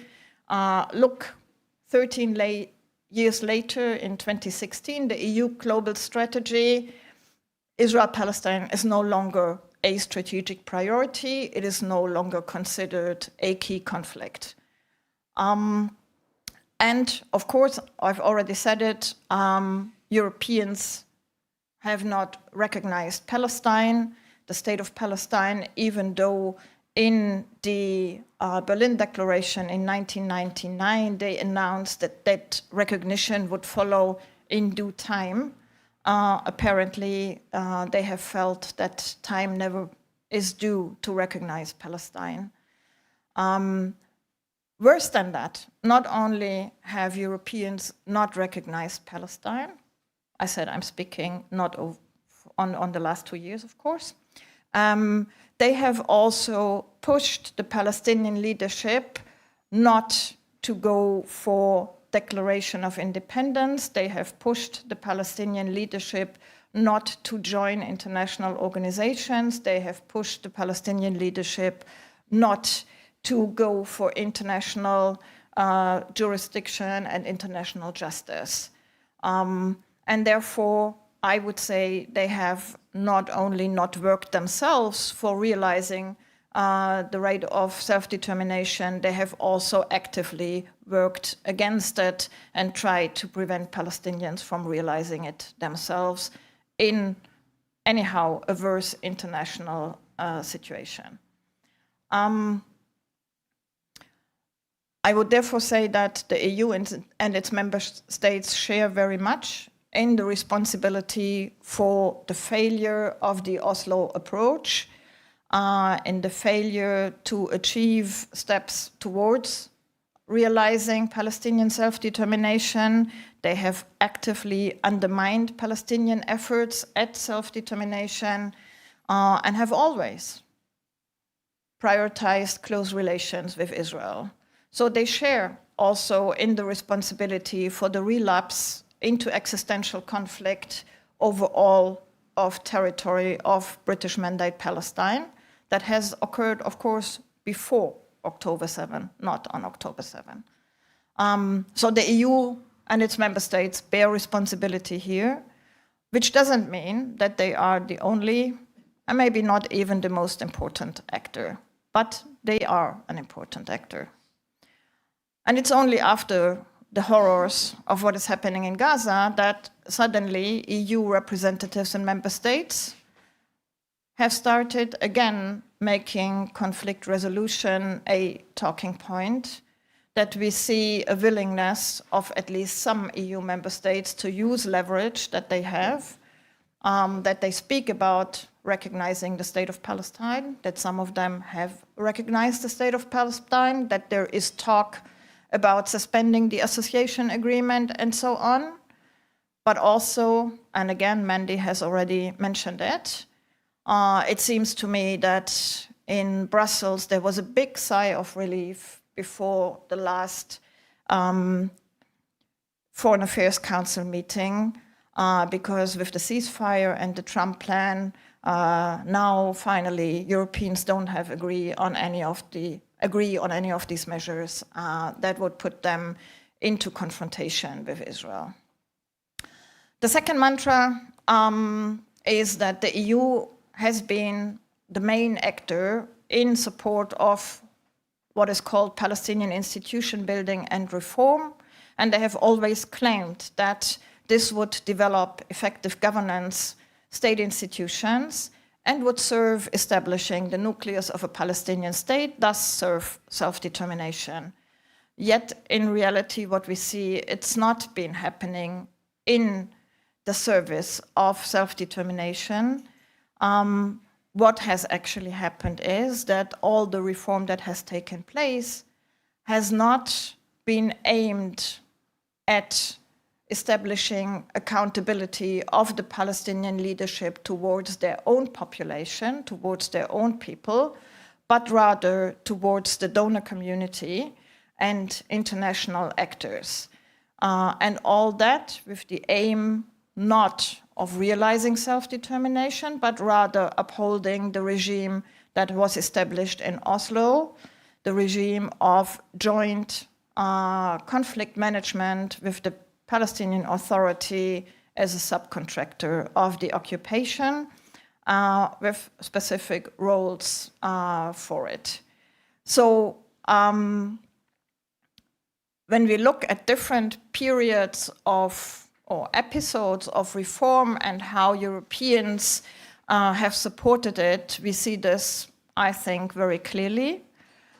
We see that, for example, in 2003, on European pressure in the context of the roadmap and with a lot of European consultancy for changing the constitution, an office of a prime minister was established so as to weaken the Palestinian president, not so as to make the system more democratic and more accountable to the Palestinians, but rather to weaken a person that was no longer considered helpful in reviving the peace process. And in installing somebody who has been willing to go along with continued cooperation and security coordination with Israel, whatever Israel, from the Israeli side came with regards to violations of the Oslo Accords. We have also seen all through that an ever more authoritarian governance by the Palestinian Authority hasn't incurred any cost for the Palestinian leadership. EU financial support that would usually or should have followed the principle of more for more in the context of the European neighborhood policy has been completely delinked when it comes to support for the Palestinian Authority from performance with regards to governance and human rights. And even in the situation where we saw their not so slow, but rather fast dismantling, the systematic dismantling, one has to say, of the separation of powers in the Palestinian Authority system, the dismantlement of all checks and balances and ever greater repression, the monopolization of power at the presidency, that at no point has led to a principled review of EU support to the Palestinian leadership. And that is exactly the case because it's not about establishing any kind of system that is accountable to the Palestinian people, but that fulfills the functions in the Oslo system. And we see that now there is quite a lot of panic, actually, in the sense that the PA is about to collapse, that it is being collapsed, one has to say, purposefully by the Israeli right-wing parties in the government. So European states see themselves forced to go back to direct budget support in order to avoid that collapse. Again,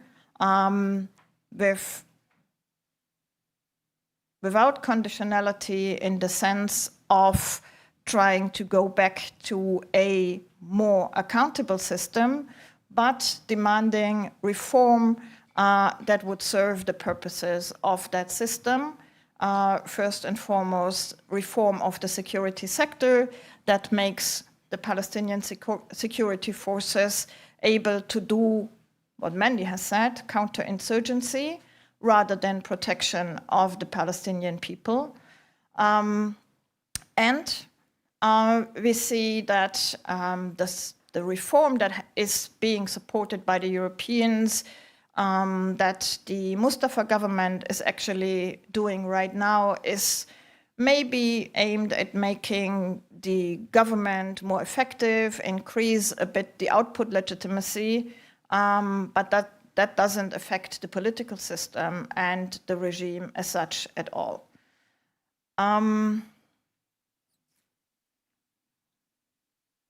I think one more layer in this, and that is important, is that demands for reform that have come from Europeans, maybe first and foremost from some member states, but have also been integrated in the EU reform agenda for the PA, have first and foremost satisfied or aimed at satisfying Israeli demands, imposing an Israeli narrative, deflecting from developments on the ground. I would like to mention the school book reform, an ongoing saga that will never satisfy, actually. But that is one of the issues. Then, of course, the reform of payments to political prisoners and martyrs. And this is also, I think, the pattern that we see when we look at reforms under the Trump 20-point plan, that this is, again, once more about capacity building for the security sector, and then reform that is actually aimed at limiting foreign policy options and options of the Palestinian Authority, rather than striving for accountability or a more accountable system.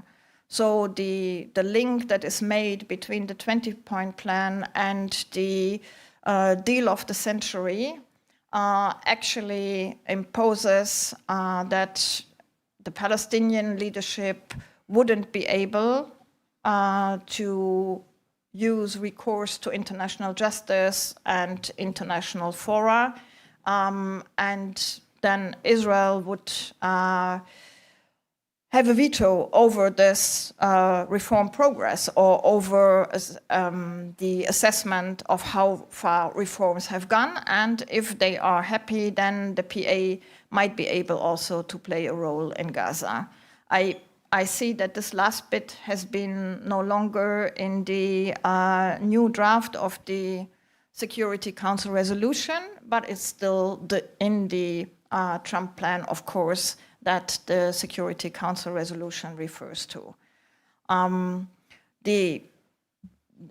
big problem, and I think I want to end on that, is that when we look at the Security Council resolution that is currently being drafted, and that the 20-point plan that has just been endorsed by the G7, that this will provide international legitimacy to potentially long-term military occupation of Gaza, the split of Gaza into two, the return to a mandate-like foreign rule under this Board of Peace, the continuation of the blockade and the entrenchment of the split between West Bank and the Gaza Strip. And the big question is here, if the Europeans can at least once live up to the approach that they have been working on, not as an EU, not as an EU 27, but at least some of the member states have been involved. And I'm speaking about the French-Saudi initiative, the Global Coalition for a Two-State Solution, and the New York Declaration that was widely accepted by the UN General Assembly. Now, one can also have a lot of criticism of these initiatives, but compare that to what we are currently being seen installed in Gaza, looks at least much less worse to me. Question is, will the Europeans fight for that alternative approach, or will in the end they be once more just an accessory to the scheme that the US administration and the Blair Initiative are currently rolling out?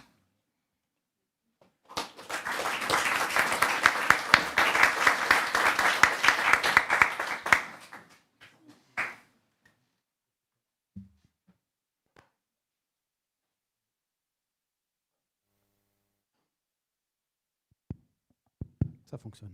Merci infiniment pour cette présentation passionnante. Thank you so much for these very stimulating presentations. Before we open the floor for questions, perhaps word not conclusion but synthesis, your contributions would tend to suggest, even show, that the European policies were not inoperative in implementing a political and legal framework liable to have the law being enforced. On the contrary, these policies that are active, productive, but conceived to maintain a pro-Israel status and contribute to a depossession of the Palestinian territory. And I heard the notion of a subversion of certain political principles that might have made it possible to divert the attention to pursue policy that is not likely to enforce the international law. Daniel Weber, for instance, you said how in the 1950s or 60s we left self-determination to move to the question of refugees alone. Mandy Turner said how the grammar of peace and the peace process was instrumentalized. You spoke about a counterinsurgency logic or rational, and just now Muriel asked about how the two-state solution, the question of reform of the institutions in Palestine, have become instruments to maintain the Oslo system, where the Palestinian Authority is acting as a subcontractor of the occupant. I don't know if this summarizes everything, but I think it leaves us with a number of question marks. And now we'll open the floor for questions. The first question. Hello. Thanks a lot for the presentations. I have the question maybe for Mandy and Muriel. I was wondering if you could talk a little bit about the role of civil society in this context, in the context of kind of peace building or Western peace building, because I think that this kind of NGOization of Palestine and the framing of humanitarian aid is a particularly problematic one. Thanks. Je prends une deuxième question. Vous voulez? Shall I take another question, or would you want to take this? Thank you. I think you've given a very clear picture of all the mistakes and the problems made. Could you talk a little bit about some of the reasons why this is? I mean, I suppose one explanation could be the supremacy of American policymaking and the sidelining of European power in this policymaking, but it could also perhaps be something about the role of knowledge and academic knowledge. I mean, these warnings have been clear from experts such as yourself for the last 20 years. So what are your views on why these failures have continued to happen so clearly?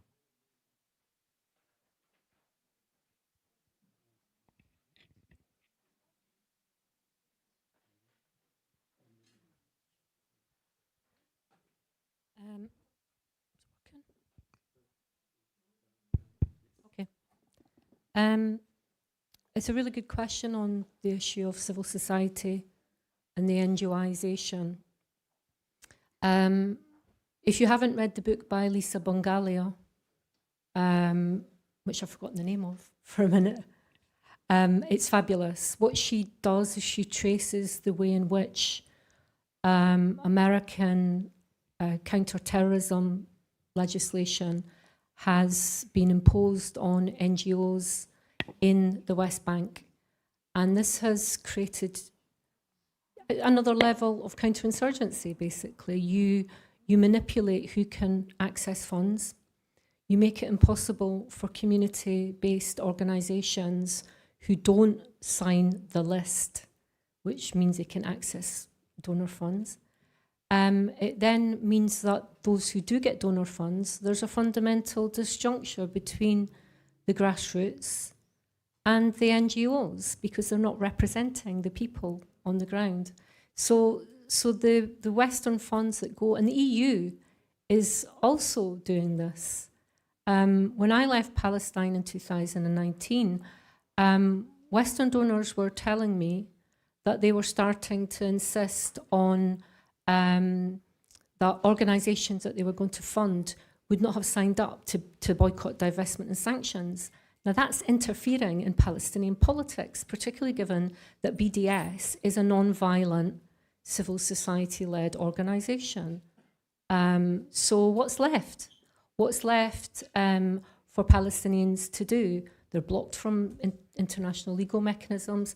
They're blocked from BDS. It doesn't leave much space for them to do anything else. So you're absolutely right. The ways in which to talk about peace building through civil society, but then block different types of activities is problematic. Sunny, if I understood your question correctly, are you saying why is this happening? Oh my God, we need another conference. The brief version. Oh, Jesus Christ. I think the problem lies with the British. All problems lie with the British.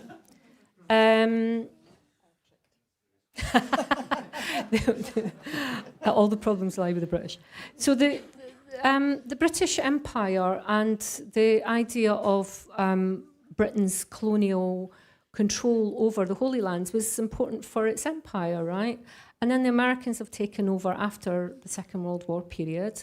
And for all different reasons, basically strategic, racist, orientalist, and internal political lobbies, it's continued. The problem, of course, is that now we're in a situation where I think young people now, they don't buy it anymore. That's why we're seeing massive amounts of activities from young people, our students, our young people on the streets. They no longer buy this. There's a really big disjuncture between what the elites say and even who runs our universities, what they think, and what young people think. If you look at the opinion polls, it's vastly different. So while I think that the problem lies in European colonialism and racism, I think that the young people are no longer buying that. And that's because they are, they've grown up with anti-racism. They've grown up with decolonization. That's their mantras at the moment, right? So I have hope in them for the future, that we can push towards a future where Palestine is not the victim anymore, that Palestine becomes the emblem of solidarity and freedom. I'll try to add to what Mandy has said on the first question of civil society. When we look at the recent developments, I think it's striking and stark to see that after October 7, actually the EU slashed all funding for Palestinian civil society. A commissioner did that against his competency, but still he did it. So in a situation where the rhetoric was, we want to strengthen moderate elements against violent resistance, actually the EU did exactly the opposite. Before, we already saw that when Israel started criminalizing NGOs, the backbone of the Palestinian civil society, EU and its member states didn't really try to work against that and strengthen these organizations or support them, protect them. And we currently see this process that all international NGOs have to register and provide a lot of data and information about their local staff, international staff. And again, I don't see neither the Europeans nor other internationals actually trying to work on that issue, which will have very, very grave consequences for the ability of basically anybody to work in the Palestinian territories. On the other questions of the reasons, maybe four. I'll be short. 4 short reasons. A, racism. B, an interpretation of historical responsibility, and here I speak first and foremost about Germany, but it's also other member states, that translates into support for Israeli governments rather than any other kind of lessons that could be drawn from the horrors of the Holocaust and German wars of aggression. C, our interest in close relations with Israel, and these interests have become even more important in the context of the war in Ukraine. And D, and maybe that links to the racism point, the strengthening of the right wing in Europe and their Islamophobic, anti-Arab stances, and a lot of admiration for Israeli policies. Yeah, I just answered to your question, following up on what you said. Well, I think it's really a US preponderance which has produced this mantra of the peace process. And it began to produce it almost 50 years ago, right? When the US took over peacemaking from the United Nations. It took it over in 73 because the argument was the UN had failed. There were 2 wars, the UN had failed. Now we have 50 years of US failure in providing peace, which is very clear with what has happened in the last 2 years. So someone should start to question this mantra as well. And I think what is crucial here is why it's not really question is Arab weakness. What I tried to bring across in my talk is that the Europeans changed their position when there was Arab unity, and Arabs had a very clear position rooted in UN resolutions, for example. That is absent in this moment, right? The Arabs are as divided as the Europeans appear. And then, of course, the third answer is actually what I write in my article, that there is a logic of coloniality to this. Here I would link also to what Muriel said, because I think that this logic has grown also as a response to the growth of right-wing populism in Europe, which has shifted the discourse into that direction. I stop here. Bon, alors on stoppe ce panel. Merci beaucoup. We'll have to bring this panel to a conclusion, so thank you all three for taking part in this panel and presenting your thoughts. Really very interesting. And we'll move on without further ado to the last panel of the day, devoted to the European policies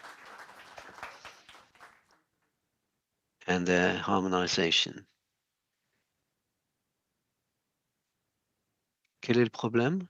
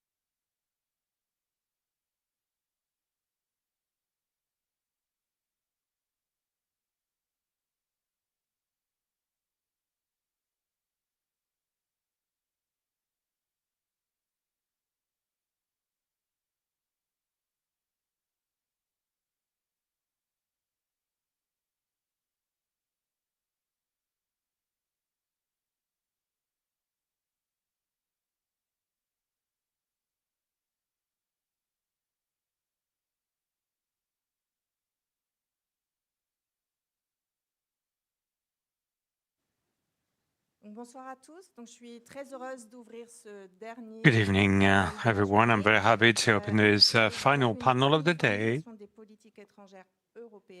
And in this fourth panel, we're going to be focusing on towards the harmonization of European foreign policies, although we understood rising out of the last panel that we're very far from harmonization, quite the opposite. So we'll start with Sinem Agul, MSMA, from Carnegie House University's professor in the Turkish University. She's also a tenured scientific and Carleton University in Canada, a research center on modern Turkey. Research focus on the security, foreign policies, neighboring policies of the EU, and she will deliver a presentation on the specific topic of, well, I'll give the floor over to her. International, it's gone a bit too far. So that's not the topic. Hold on. Internal contestation and regional fragmentation, EU policy towards a Israel-Palestine conflict.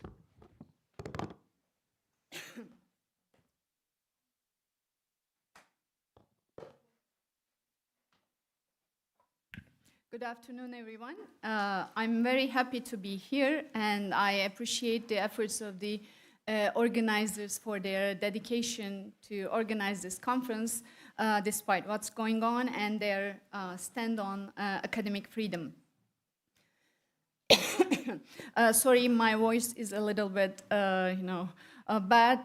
I have just recovered, and however, I will survive. My presentation is on the impact of the factors that hamper the effectiveness and the coherence of EU foreign policy towards Israel and Palestine. And this presentation basically relies on a former paper with my colleague on the EU policy towards Israel and Palestine conflict, the limitations of mitigation strategies, which appeared in International Spectator.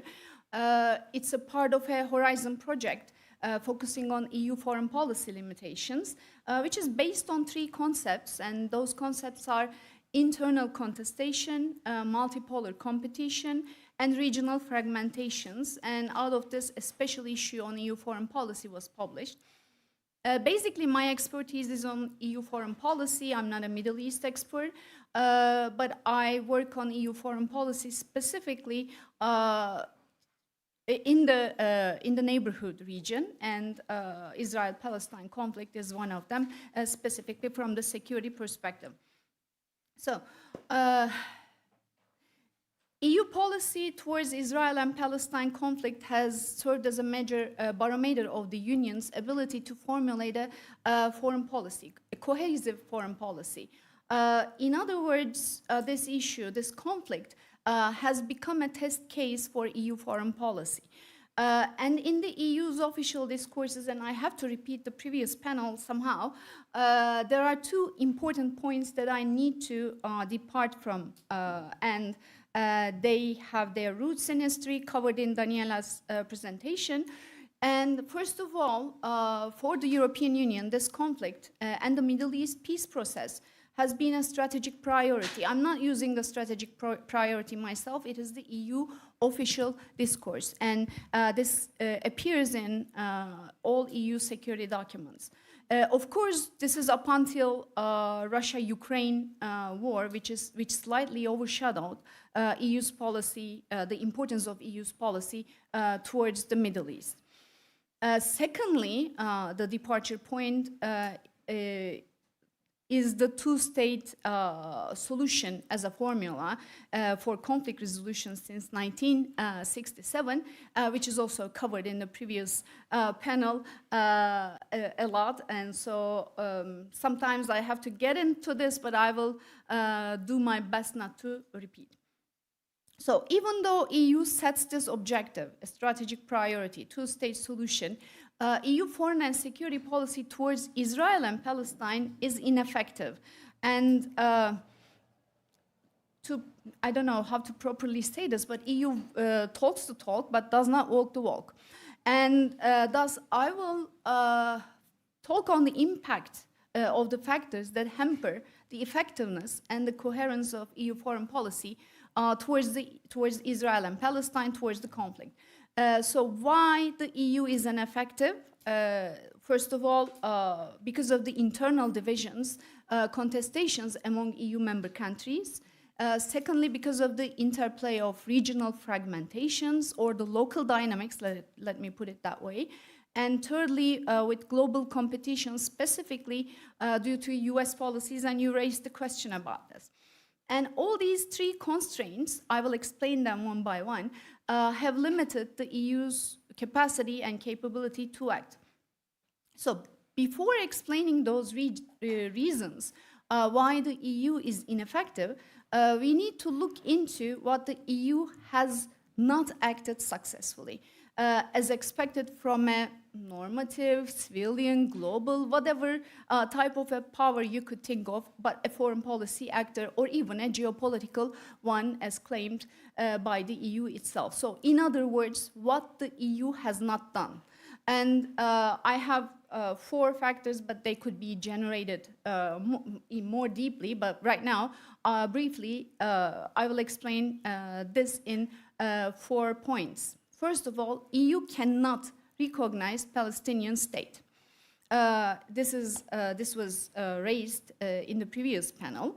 But the EU as a whole, just to repeat some of the facts, EU as a whole, as an institution, cannot recognize the Palestinian statehood by the institution itself. But several European member states can. I'm not getting into those details, which country is recognized, which not, but it is obvious that two-state solution cannot be achieved without acknowledging Palestinian statehood. And this highlights a key tension. While the EU officially supports a two-state solution, it remains divided on the timing and the methodology or the method of recognizing Palestinian statehood. So EU cannot recognize the Palestinian state. Secondly, EU cannot sanction Israel. Even though EU condemns Israeli actions, including the expansion of settlements for many years, its violation of international law, it cannot put its resolutions, declarations into concrete actions. In other words, the EU cannot punish, it's not proper to say, but EU cannot sanction Israel, but it continues with its practical and economic engagement. Most recently, what happened in Gaza, after what happened in Gaza, the escalating humanitarian catastrophe, the civilian death toll, and Israel's continued obstruction of the humanitarian aid led to the fact that EU could condemn more seriously and talk more seriously. However, there's one fact that the suspension of the association agreement with Israel is tabled despite the Commission's proposal. This agreement links trade to respect for human rights and democratic principles in its Article 2, but it cannot be seriously leveraged by the EU for diplomatic or economic influence. And this became very evident with the Russia-Ukraine war. It's not right to compare the two conflicts and EU's approach to those two conflicts, but in Russia-Ukraine war, the EU has acted relatively efficient in implementing sanctions against Russia and curbing Russian economy. And this creates criticisms of double standards. So, EU cannot sanction Israel. Thirdly, EU cannot lead state building in Palestine with its assistance mechanisms. And this is also a fact that was raised by the previous speakers. The EU is criticized for its inability to encourage Palestinians to seriously pursue state building. EU had 2 operations in the region, EU BAM Rafah and EU Police Mission. And the vast amount of EU aid could not bring good governance dynamics to Palestinian governance. And Palestinian politics remain divided. Human rights and rule of law is an issue. And so EU assistance, aid, and support in any kind has not efficiently led to state building. But this is the most important impact that the EU has done, when you have comparisons. The EU aid, in a nutshell, has not been matched by political engagement and support from the EU capitals. And finally, the fourth, what the EU cannot or has not done. EU cannot be the broker, EU cannot be the mediator or the peace builder, despite all the rhetoric and the modest actions, including being in the quartet. So it is Trump, it is US taking the lead.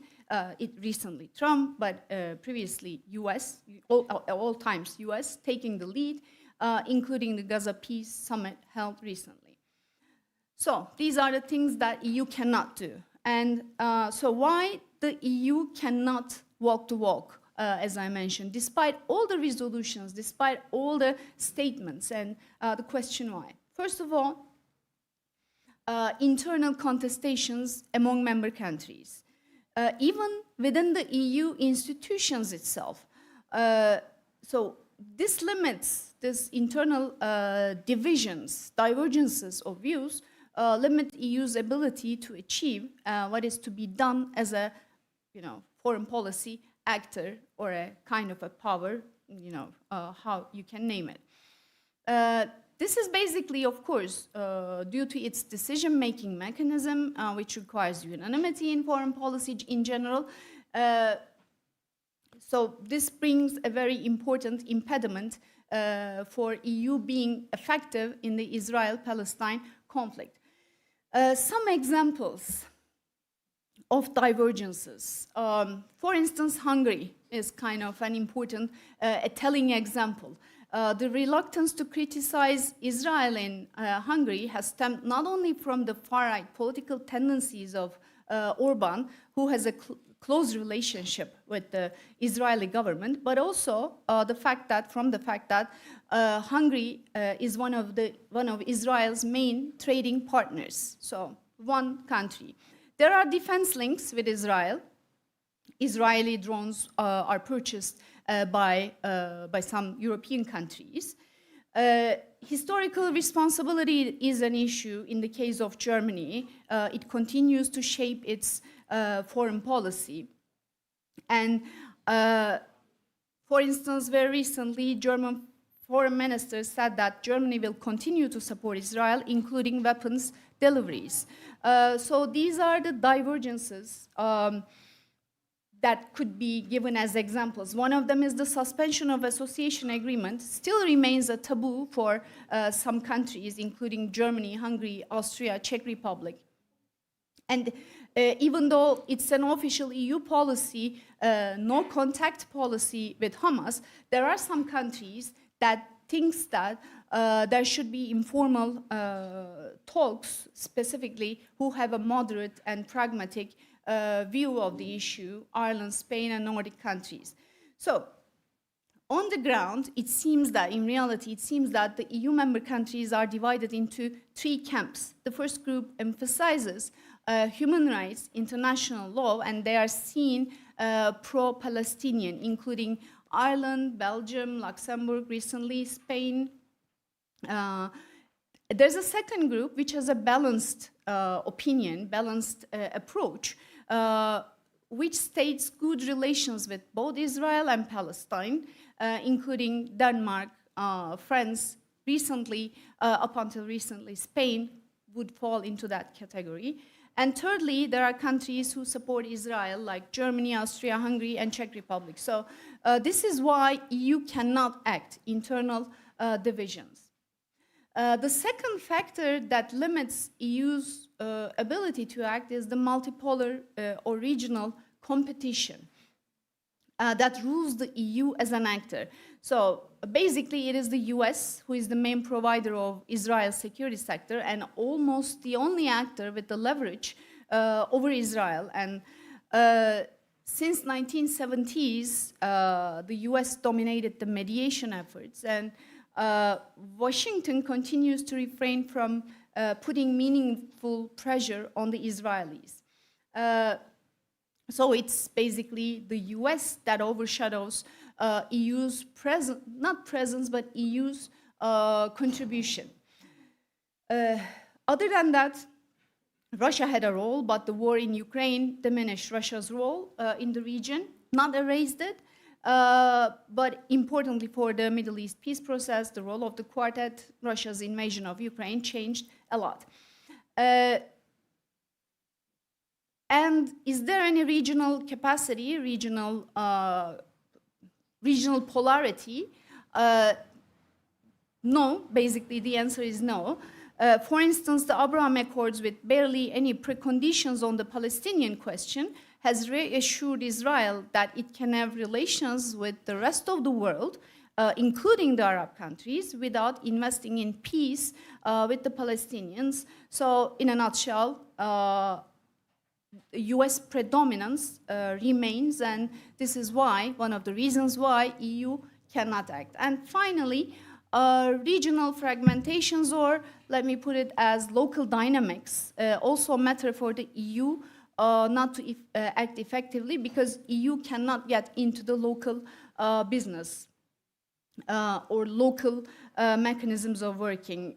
In the case of Palestine, the lack of Palestinian reconciliation between the authorities, Palestinian Authority and Hamas, as well as the erosion of legitimacy and the conditions of security, have all contributed to the recognition that the two-state solution has reached a dead end in that case. So EU cannot get into this picture.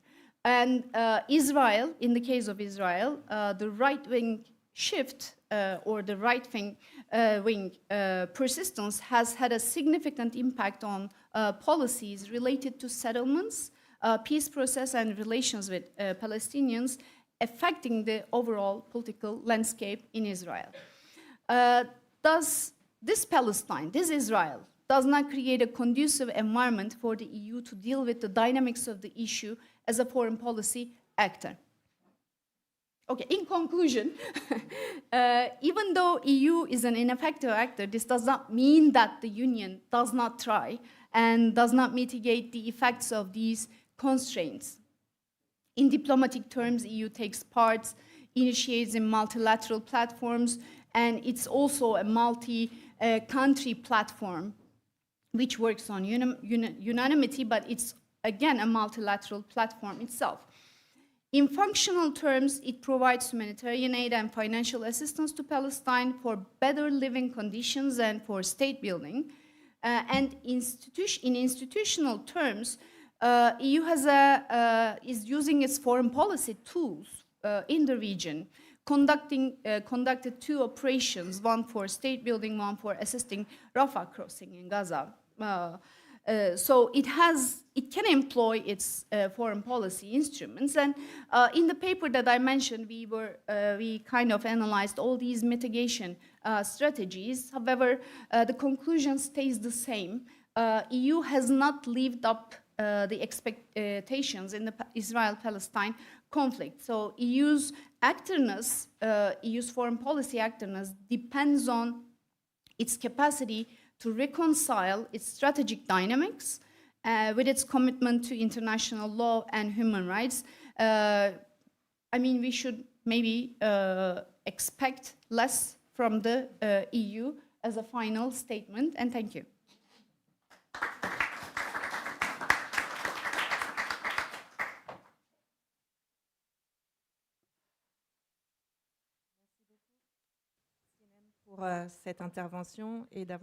Thank you for your contribution, for sticking to allotted time. And this presentation really offers a gateway to the previous presentations for the third panel. I will now give the floor to Omran Shrufi, who is a research worker postdoc at VUB in Brussels. He's was awarded his PhD and he worked on the emergence of the pro-Israel far right in the European Parliament. He published his paper on the far right ideology and populism and anti-populism in Israel. And his paper today is about this topic, called The Development of the Pro-Israel Far Right in the European Parliament between 1979 and 2019.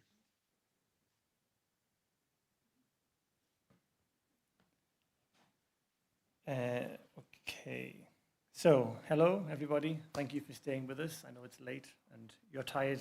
I'm also quite tired. And also, just to add what the other speakers have said, thank you to the organisers for organising this. I think, like many of the people, I was shocked when I heard this was cancelled. And I think what's noticeable is if you listen to the talks, and please no offence to anybody, it's quite a mundane conference, and it's incredible that the way that people thought this would be some crazy outpouring of activism where we'd be shouting "Free Palestine," "Death to Israel," none of that. So anyway, so today I'm presenting some work from my doctoral thesis, and yeah, it's about the development of what I argue is this kind of pro-Israel far right. So, sorry, wrong button. Over here. Okay, so maybe to start off with, what are we talking about? And yeah, I mean, when I started looking at this about 10 years ago, people were kind of surprised and shocked to hear that the far right might be supportive of Israel. And I think now most of us know this is it's become almost the norm. Yeah. So, and here are some images I got that you might have seen or might be recognizable. The top left here we have Matteo Salvini, when he was Deputy Prime Minister of the short-lived Lega Five-Star Movement coalition from the far-right Lega Party in 2018, where he met with Prime Minister Benjamin Netanyahu. We have top right here, Philip de Winter from the Flemish Vlaams Belang, another far-right party, when he was in Israel in 2010 and visited the West Bank as part of the so-called European Freedom Alliance. Bottom left here from last year, 2024, Geert Wilders of the Dutch Freedom Party meeting with Netanyahu again. And then bottom right here, and I'll come back to this later, this is the English far-right activist Tommy Robinson, whose real name is Stephen Jackson Lennon, I think, who was in Israel just a couple of weeks ago on a tour, meeting Israeli politicians and visiting settlements. So this is the phenomenon that I'm interested in, and in a sense, it's interesting for a number of reasons. I think we know that far-right politics, especially in Europe, has a very strong history of anti-Semitism. And what's also remarkable is some of these parties now that portray themselves as Israel's biggest supporters have themselves a history of anti-Semitism. In France, for example, the Rassemblement National. So I try to set out to make sense of this development. Now, before proceeding, just a very quick overview of the far right. I won't go into too much detail here, but I think it's quite important. Yeah, is that better? Okay. Like this? It's a bit low, hold on. I'll try that.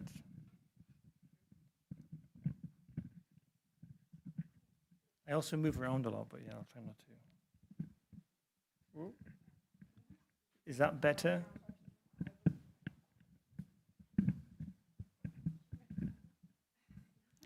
I'm kind of scared now. I'm going to get... This will be the headline, speaker killed by microphone. So, yeah, violent, yeah, activist. So, better? Okay. So, very briefly, if we think about the far right in Europe, we can think of three different, let's say, periods. I think following the Holocaust, 1945, post-war, the immediate aftermath of the post-war period, far-right parties were essentially ostracized. Yeah, they were pariah parties. They fared miserably at elections. They were polling, 0.1%. They were essentially on the dust pile of history. And then we see this period of what I would call rebranding, maybe in the 60s, I think epitomized, embodied quite well by the French Noël Douat and people like Alain de Benoit. And a kind of rebranding occurred where these parties came to the realization that if they wanted to remain politically successful, they had to do something about their image. And we see this shift of rhetoric, discourse, and in particular that this kind of cultural turn where racism was no longer articulated through the language of biology and race, but rather through a language of cultural and cultural difference. And this is also something we'll come back to in a second when thinking about Israel-Palestine. And then in a sense, scholars have argued that in the past 20 years or so, we've seen the emergence of a new type of far-right party. I know in French it's a bit difficult because linguistically, I'm not sure if the term far-right is used, but anyway, hopefully it makes sense that a new type of far-right party emerged, which people often refer to as the radical right party. And the idea is these radical right parties look and sound a bit different to kind of classic interwar fascist parties. So here's a very brief overview of how the far right looks today, I would argue. Sorry, wrong slide again. So you essentially have the right wing as this kind of like broad political space of ideas. Within this, maybe the center right and far right. These boundaries, as you'd imagine, are very porous and fluid. And then the right can be, the far right can be, you can think of the radical right, these like slightly more contemporary, modernized far right parties, and the extreme right, kind of out and out, hardcore fascist, neo-Nazi parties. So now the questions that were guiding my research were, how do different European far right parties relate to Israel-Palestine? Whoops. Go back a bit. Yeah. How do different European far-right parties relate to Israel-Palestine? And how have these positions changed over time? And what do these variations and shifts reveal about the broader evolution of the contemporary far-right? And how can we make sense of the contemporary far-right's position towards Israel? So to do this, I looked at debates in the European Parliament. So here we have, I'll just pull these out here. So I basically looked at the far right in a very broad way, essentially any party that exists or existed to the right of the center-right party. And we have a list here of different parties across West Europe, and some of them no longer exist, for example, the Republikaner in Germany. But the good thing here was it allowed me to look at the discourse of a broad range of far-right parties in different countries, radical and extreme parties. And the European Parliament itself, it's quite a nice way to do this kind of analysis because it's a place where parties from different countries come together and they speak and debate within the same context. So in total over these periods, so what I did was I looked at every debate in the Parliament that had taken place since 1979 until 2019, not until 2024, as the title said. And I looked at the titles of these debates and looked for the words Palestine, Israel, West Bank, Jerusalem, Middle East peace process, blah, blah, blah. And I found a total of 146 debates. And then, which is, I think, quite reasonable. And you can see, from the 2000 onwards, Oslo Accords, 9/11, these debates suddenly, the number of these debates increases. But here today, I will divide the analysis of these debates into two time periods to really capture this shift. So on the one hand, 1979 to 2004, and then 2004 up until 2019. That's a mistake there again on the screen. So now, what we see in this first time period, the far right was pretty quiet. So Israel and Palestine was being debated in the European Parliament. The far right didn't say a great deal. And when the far right did get involved or did try to say something or made a statement, generally the parties were quite antagonistic towards Israel. One exception was the Italian Alleanza Nazionale, which is a successor party to the neo-fascist Italian social movement, which was trying to kind of portray itself as some kind of friend and ally of Israel, as the party itself tried to kind of go through its own development into a more contemporary far-right party. And perhaps to kind of capture the mood among the far-right at this time, I have a statement here from a Republikaner German MEP, Harald Neubauer, from the 1990s. And he says, during a statement, during a debate, accusations have been made of infringements of human rights, of citizens' rights and national rights, of deaths and murders. It is obvious that no one in Israel is interested. No other state ignores world opinion so arrogantly. There must be a reason for this arrogance. So this kind of captures kind of the sentiment among the far right during this period. Now, we fast forward to the second part, 2004 onwards. And what we see here is suddenly a much more visible and a much more vocal pro-Israel far right emerges in the European Parliament. Parties like the Dutch Party for Freedom, the AFD in Germany, the Danish People's Party, and the Vlaams Belang from Flanders. And we see the way these parties are very vocal in their support of Israel. They try to draw parallels between Israel and Europe. And there's also a very strong Islamophobia underpinning their discourse, and also what some scholars refer to as a kind of civilizationalism. You have this idea of Western values, and the West is locked in some kind of eternal battle with Islam. But also it's not true for the whole of the far right. I think the far right is relatively diverse. And these more out-and-out harder Nazi parties, for example, the NPD in Germany, the BNP in the UK, Golden Dawn in Greece, they remain pretty hostile towards Israel. I mean, their rhetoric is much more strongly underpinned by the classic tropes of anti-Semitism. So to give you another example here of the shift, for example, so here we have a MEP from the Dutch Party for Freedom, Marcel de Graaf. And this was a debate on a non-binding vote on Palestinian statehood.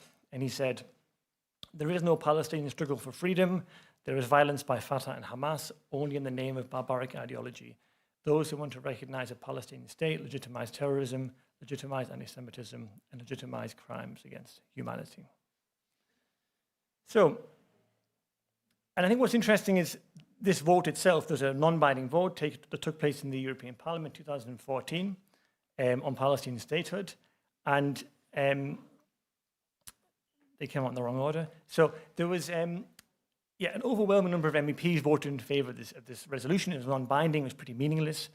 But of those who voted against, the far right was massively overrepresented. So you had 40 far right MEPs voted against this resolution. Right? So from AFD, Danish People's Parties, FPÖ in Austria, etc.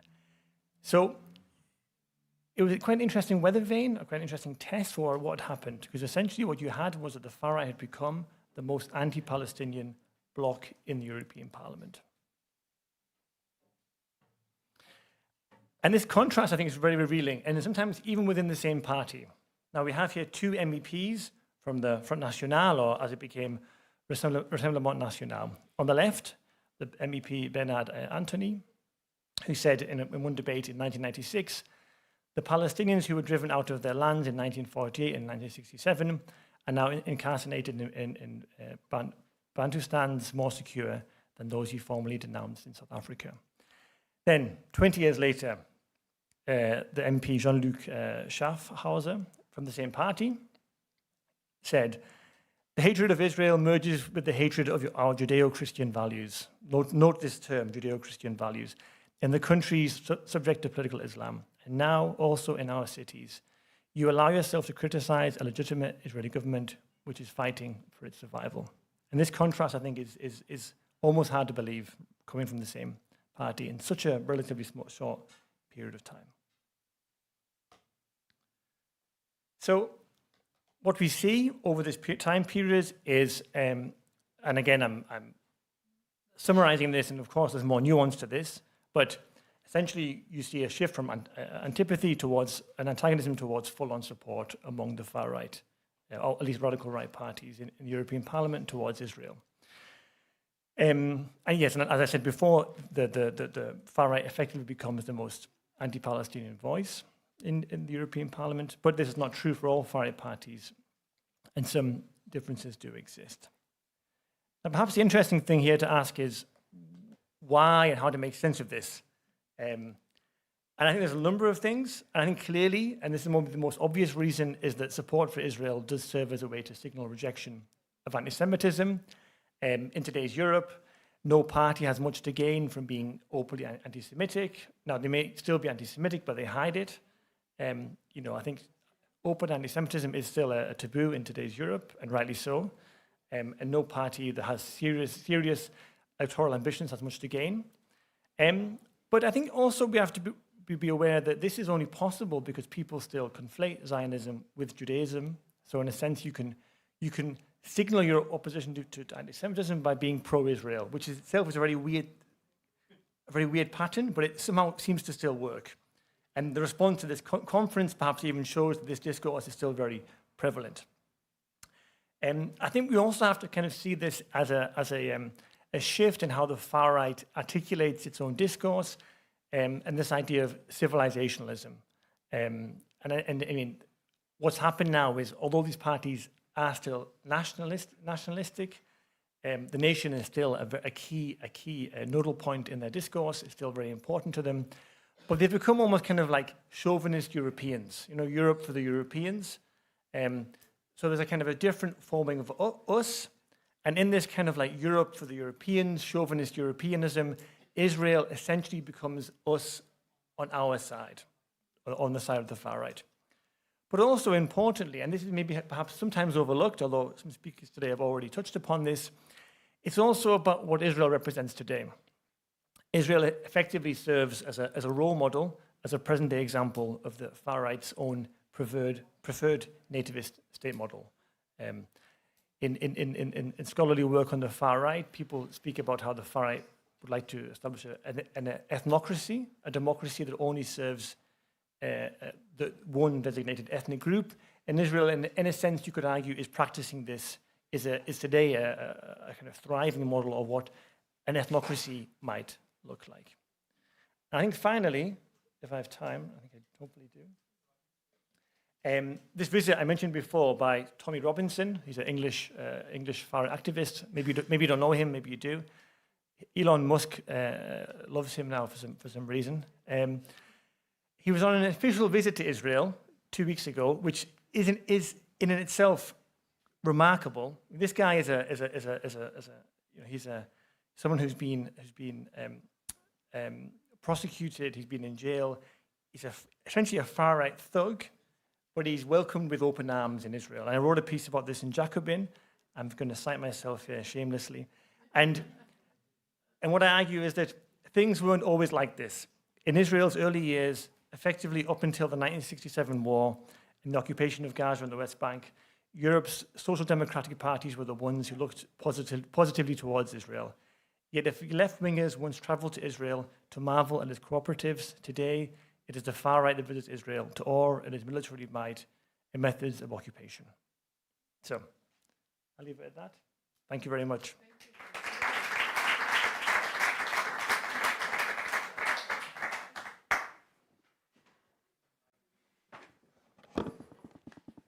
Thank you very much, Dr. Shroufi. Je suis sûre que votre communication va...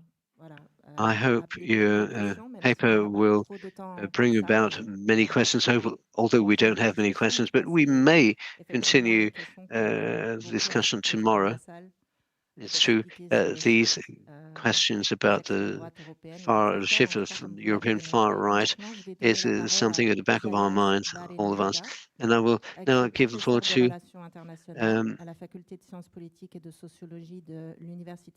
Isaias Barriada Baggio, who is a professor in political sciences and works on the Spanish and European foreign policy in relation to Palestine and Western Sahara, and has worked in different international areas, aid to development and public diplomacy.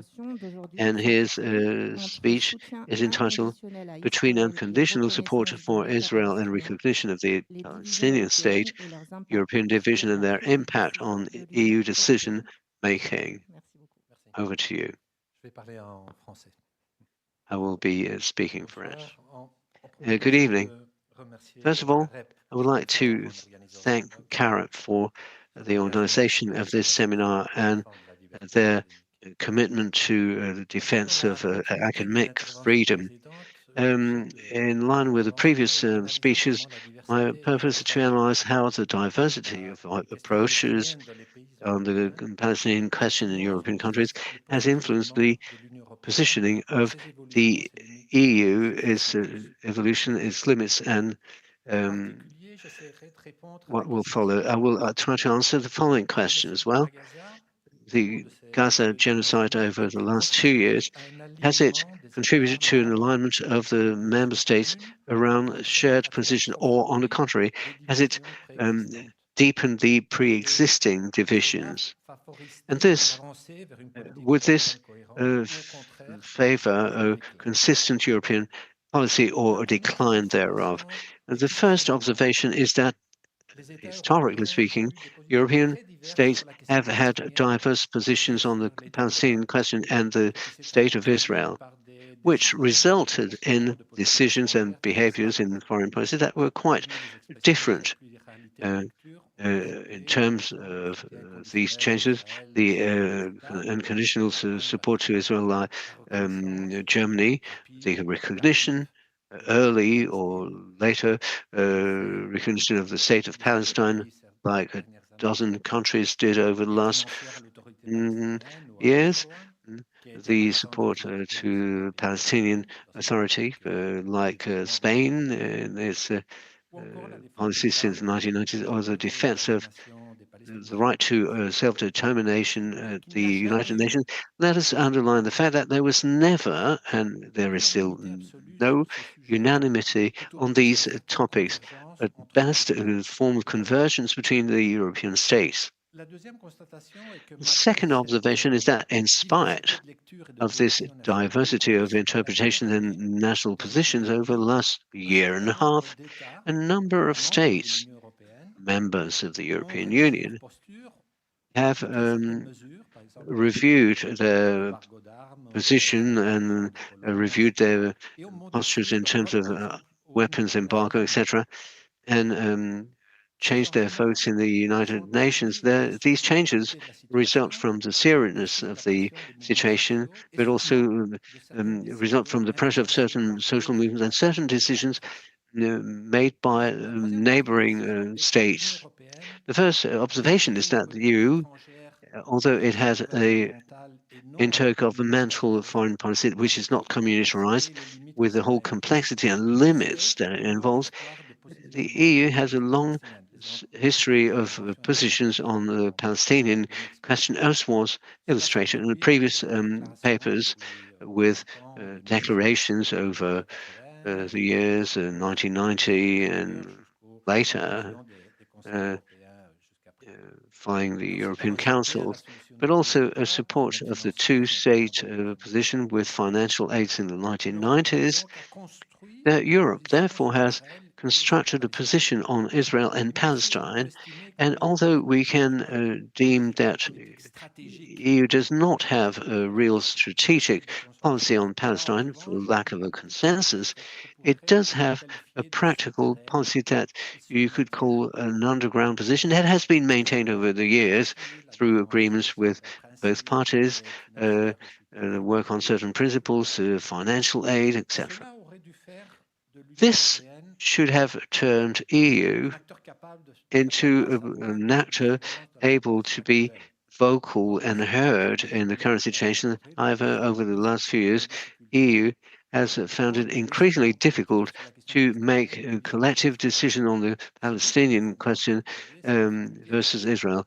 In particular, over the last 2 years, this was clear, faced with the violent genocide of Israel, which made it impossible to have a firm response of the EU. This takes us to 3 questions. Is this change in the position of the states a reflection of a convergence of positions, like a Europeanization on a horizontal basis, Or does that mean rather that there has been a polarization within the 27 countries around certain groups? The previous presentation gave us a proposal of a classification of these. And the third is whether Gaza was a catalyst of European foreign policy, or has it, on the contrary, accentuated the blockage of the decision-making at EU level? A few words about the heterogeneousness of the member states. Historically, states and European societies have had different interpretations on the Palestinian question faced with Zionist colonialism and the Israel state due to identity, historical, ideological reason, and it evolved over the years. For instance, the socialist bloc of countries had recognized Israel before, and now they're who had recognized Palestine, sorry, are now some of the most pro-Israel. So there was never a common European interpretation or stance. A few elements of explanations of this plurality. The colonial question, the European states have approaches, a conception of colonialism that is quite different from one country to another. Some of them continue to be colonial countries. They are countries that administrate autonomous, so-called autonomous countries. Other member states joined the EU as colonial states, Belgium, Algeria, and France with Algeria, I mean. So the EU itself has a colonial dimension built in that marks its members and marks its positions, although the colonial question was always kept outside the discussions of EU. It's a question for the member states themselves. EU didn't take any common position. For instance, the disruption of the independence process in Caledonia. It's a French business. That's their business.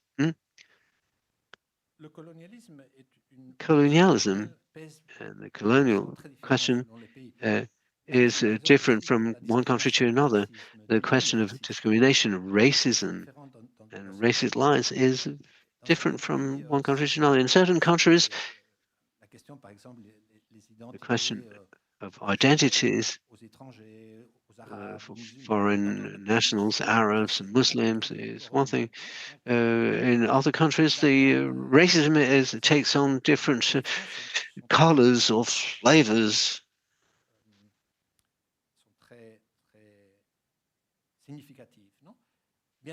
Significant differences. Geographical proximity. Certain European countries are closer to the Mediterranean region. It's not a remote border. It's their everyday reality. It's their neighbors. So it's quite understandable that whatever happens in the southern neighbors will be more of a concern to Spanish than to Finland citizen. I come from a country where there's a small Jewish presence, which is that cannot even be identified with pro-Israel positions automatically, which is not the case in other countries. And of course, there is a question that relates to the previous presentation of the question of Palestine and Israel in different countries, in almost all countries. It's not only one of foreign policy, it's one of internal policy, interior policy. And this should not be overlooked. So all these points help understanding the different interpretation of the various states on this question of Israel and Palestine. Either unconditional support, others contribute to the genocide. Other recognize Palestine, and the president in Spain has no problem calling genocide a genocide, which is not, which was banned in other countries on the contrary, in Europe. Oh, let me spend a few short minutes on the case of my country, which is quite specific, Spain. Because Spain adopted a rather different position, quite critical sometimes, different from the other member states, EU. Not only did it recognize Palestine in May 2024, the Spanish government criticized Israel's stopped any sales of weapons, took other decisions, same breath, which gave it a quote-unquote a certain prestige with Arab countries in particular, the global south. But also, and this is something I like to underline, it's not a justification for what I'm going to present, but there is something singular, specific in this approach, because it is also a bit lame. It's quite a bit inconsistent in a way, and cantilever, you say. Spain has not changed its position. It's the position that it has always held. Perhaps it was late in making certain decisions, but for Spain, the proximity of the Mediterranean basin has been a priority in its foreign policy forever. And Spain also is a country that developed in its modern state on the expulsion of the Arabs and the Jews in the 15th and the 19th century, and it has a very long-standing relation with Palestine. The Spanish state owns churches and buildings in Jerusalem to this day, and that dates back to old relationships we've had from the Middle Ages. It has a consulate and has had since 1860, which never closed its doors, even during the First World War. It was the only European consulate to be present in Jerusalem. It recognized the state of Israel only in 1986, and it was a condition to join the European community. So, as you can see, it's a long story that, and history that stands the Spanish foreign policy apart. But even though in Spain the public opinion is in a majority pro-Palestinian and there are consensus, except in the far right,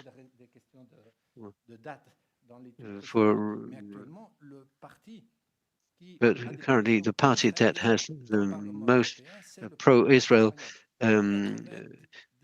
position is the Vox party from Spain, 99.1% pro-Israel.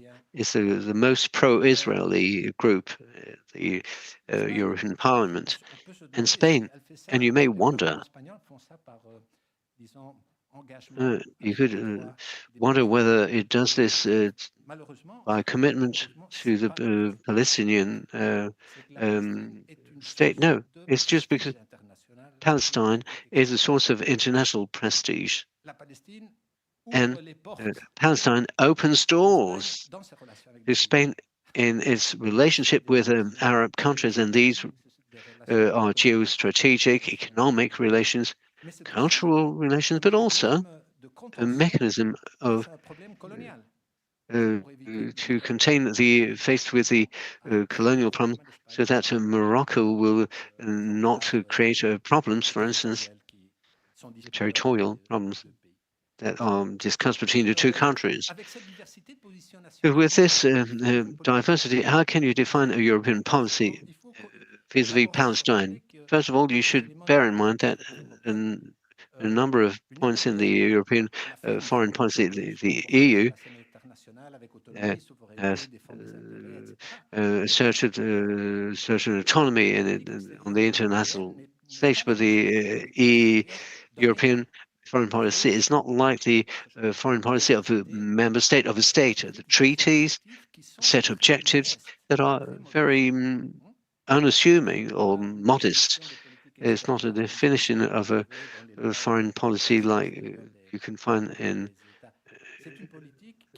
states. It's a policy which is not communitarized. It's a policy that is in the making, which may lead up to a common foreign policy at one point, but it's not yet the case. And in terms of decision making, EU is based on the intergovernmental method, that is the unanimous agreement of the member states. And this generates a lot of problems, difficulties in building joint positions, and so the risk is that the positions will go for the lowest common denominator between the members, which undermines the capacity of EU in terms of foreign policy. We've seen over the last few months that there was a shift in the attitudes of the state. I will not go into the detail at this for lack of time, but I will jump to my conclusions now.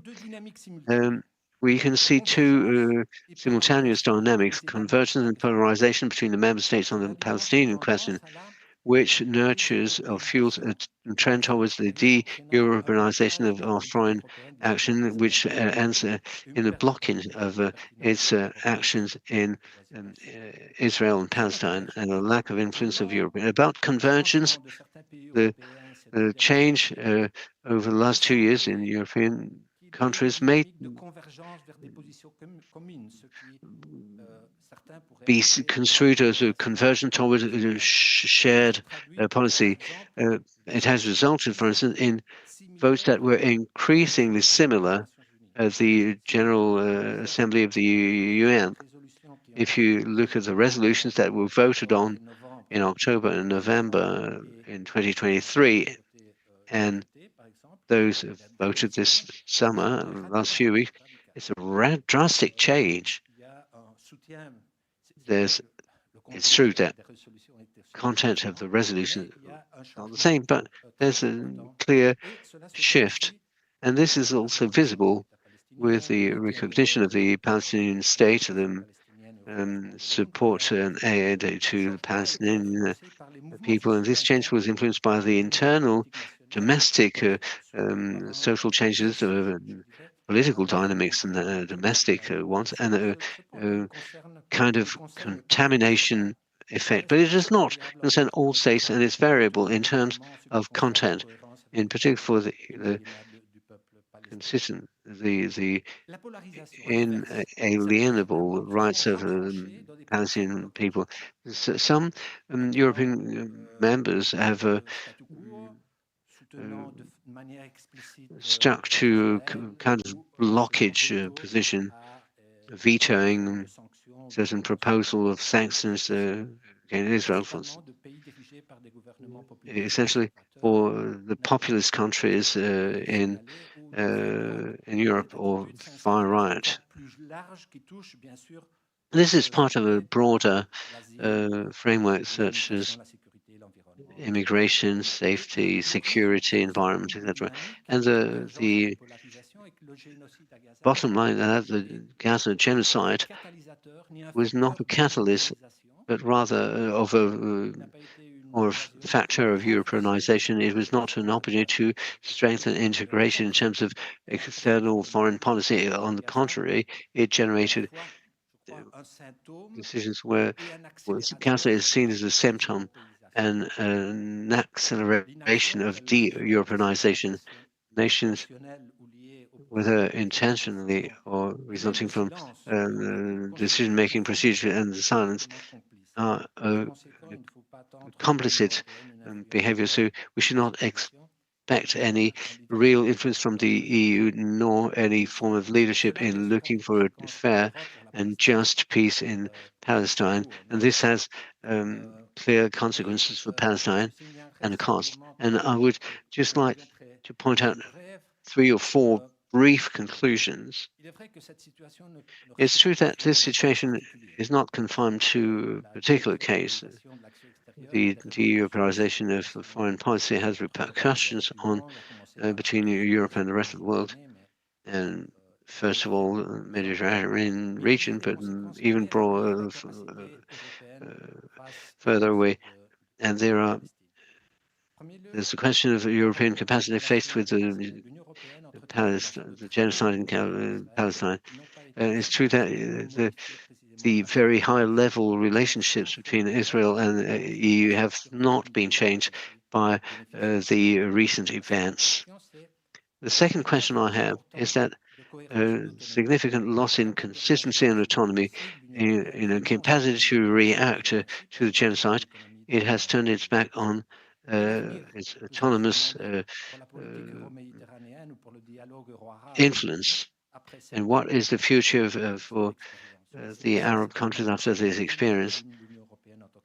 It means that Europe has lost some of its legitimacy. Now, the future of Gaza and Palestine, the lack of a union in the Union creates the condition to remain in the framework of Oslo, that is, getting back to the situation pre-2023, an EU that will continue to guarantee that Israel remains unpunished and failing to implement the repairs that should be required from Israel. Merci beaucoup pour cette intervention qui confirme des conclusions. Thanks for this contribution that confirms the previous findings as to the powerlessness of the EU to speak with one voice on this. I'm turning to the organizers. I believe we have very little time, so one set of questions, and that's it. So over to you.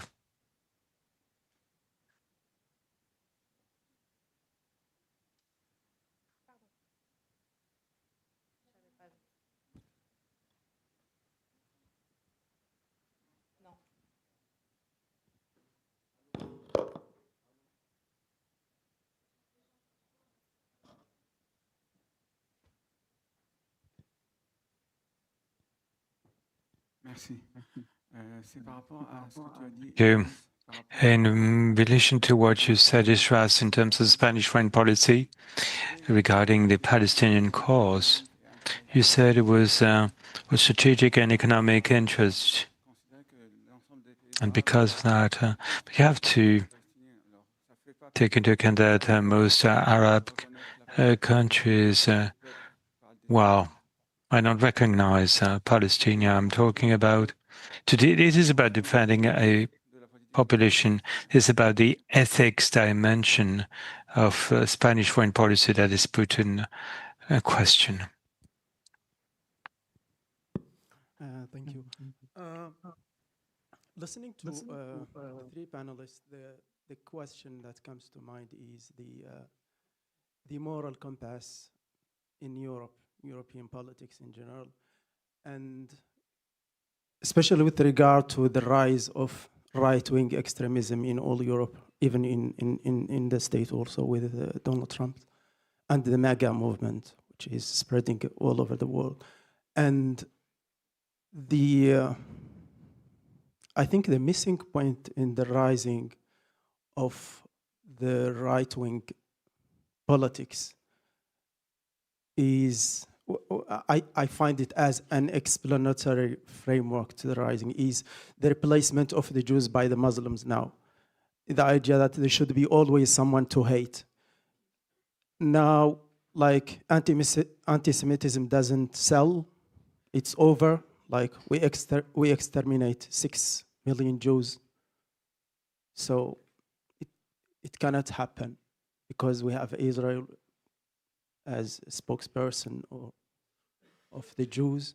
Now we have the possibility of replacing them And before the Jews also, there were the black slavery, and now it's the Muslims. And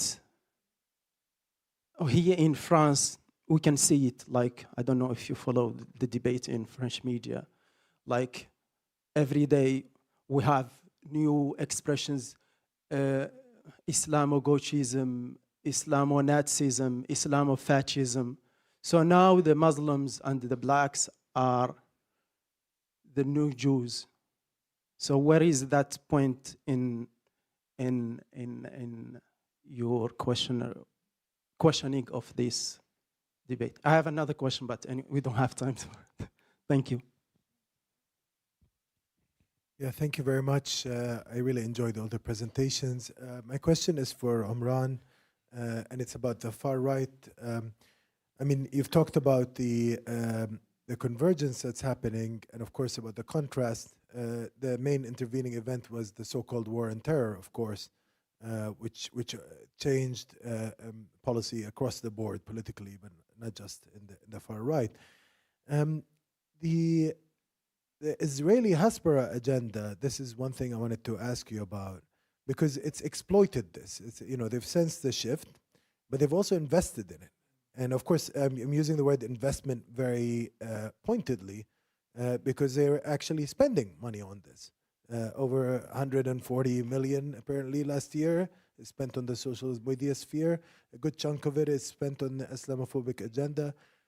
There's also investment in far-right politics and possibly payments being made for these speakers to come in, sponsorship of conferences directly and indirectly. Can you address some of that dimension?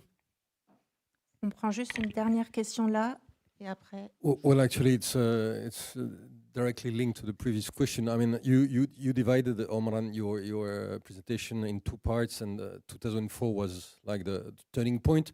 Why 2004? Abdel Razak mentioned the war on terror. Are there any other explanation? Voilà, je vais donner la parole pour répondre dans l'ordre des intervenants.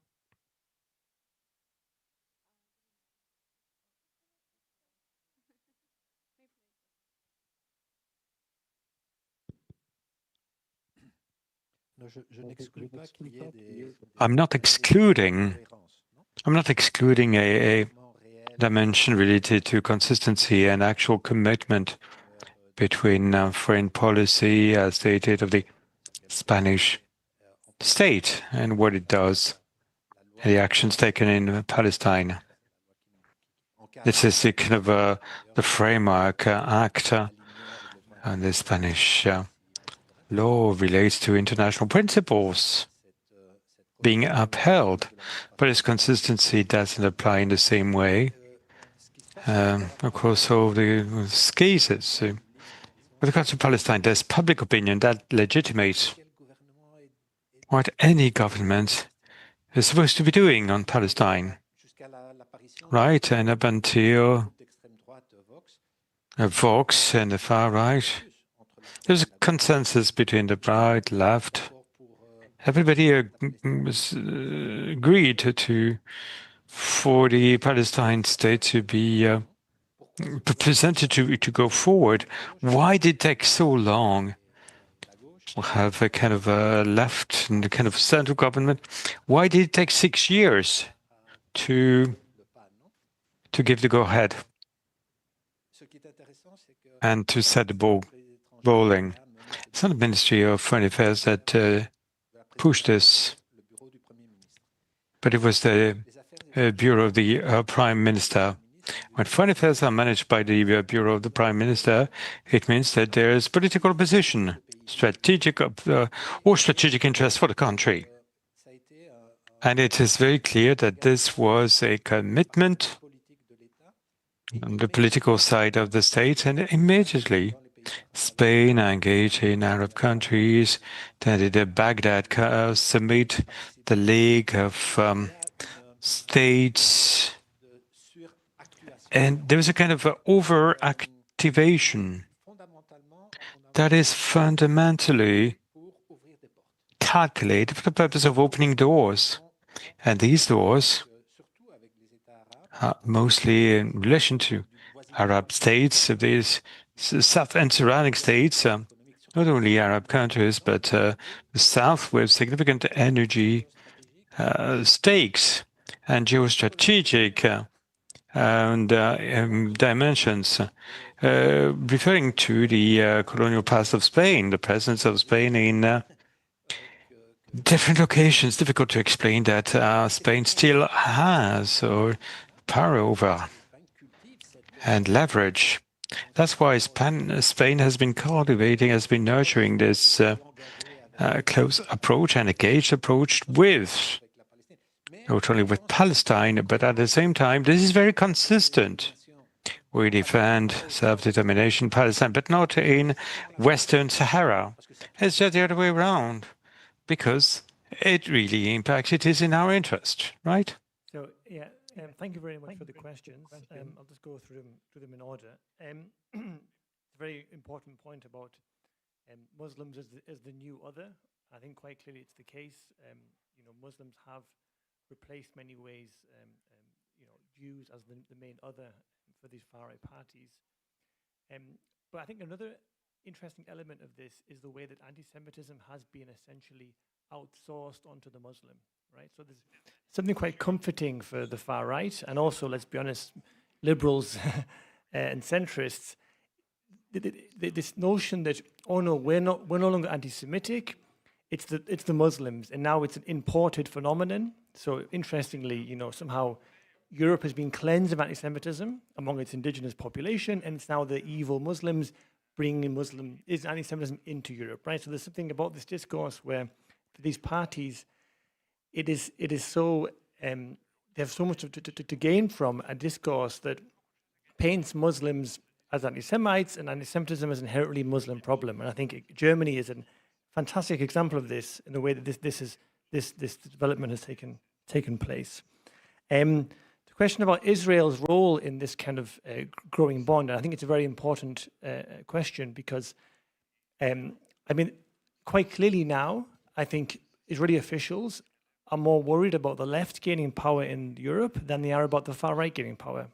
They're much more comfortable with Le Pen or the Rassemblement National or Vlaams Belang or Geert Wilders, and they're openly campaigning for these people because they see and they believe that these are the figures that are going to turn a blind eye and essentially give Israel carte blanche, if it even needed more carte blanche than it already has, to continue its occupation.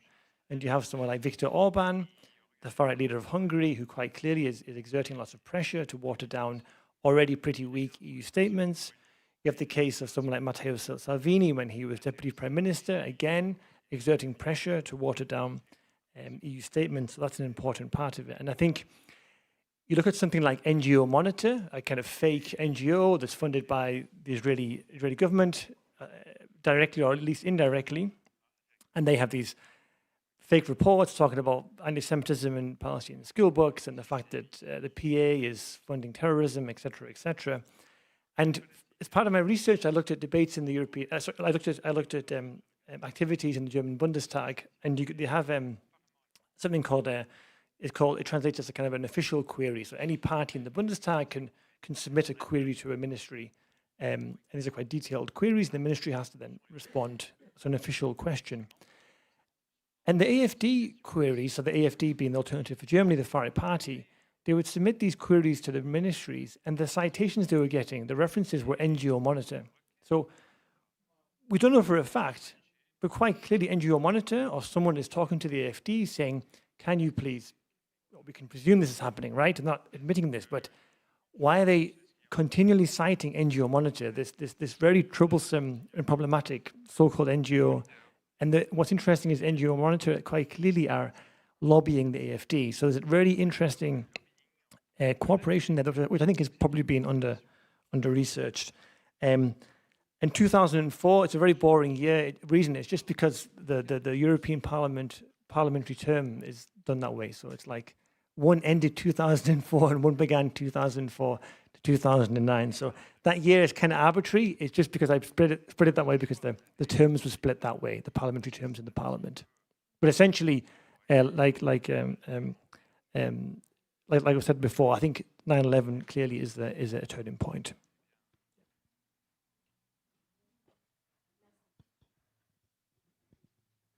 Merci beaucoup à vous tous. Désolée, voilà, toutes les questions n'ont pas eu de réponse, mais voilà, c'est l'heure pour tout le monde. Apologies if all of the questions have not been unanswered, but we'd like to thank once again CAREP for putting together this event. Thank you to the audience.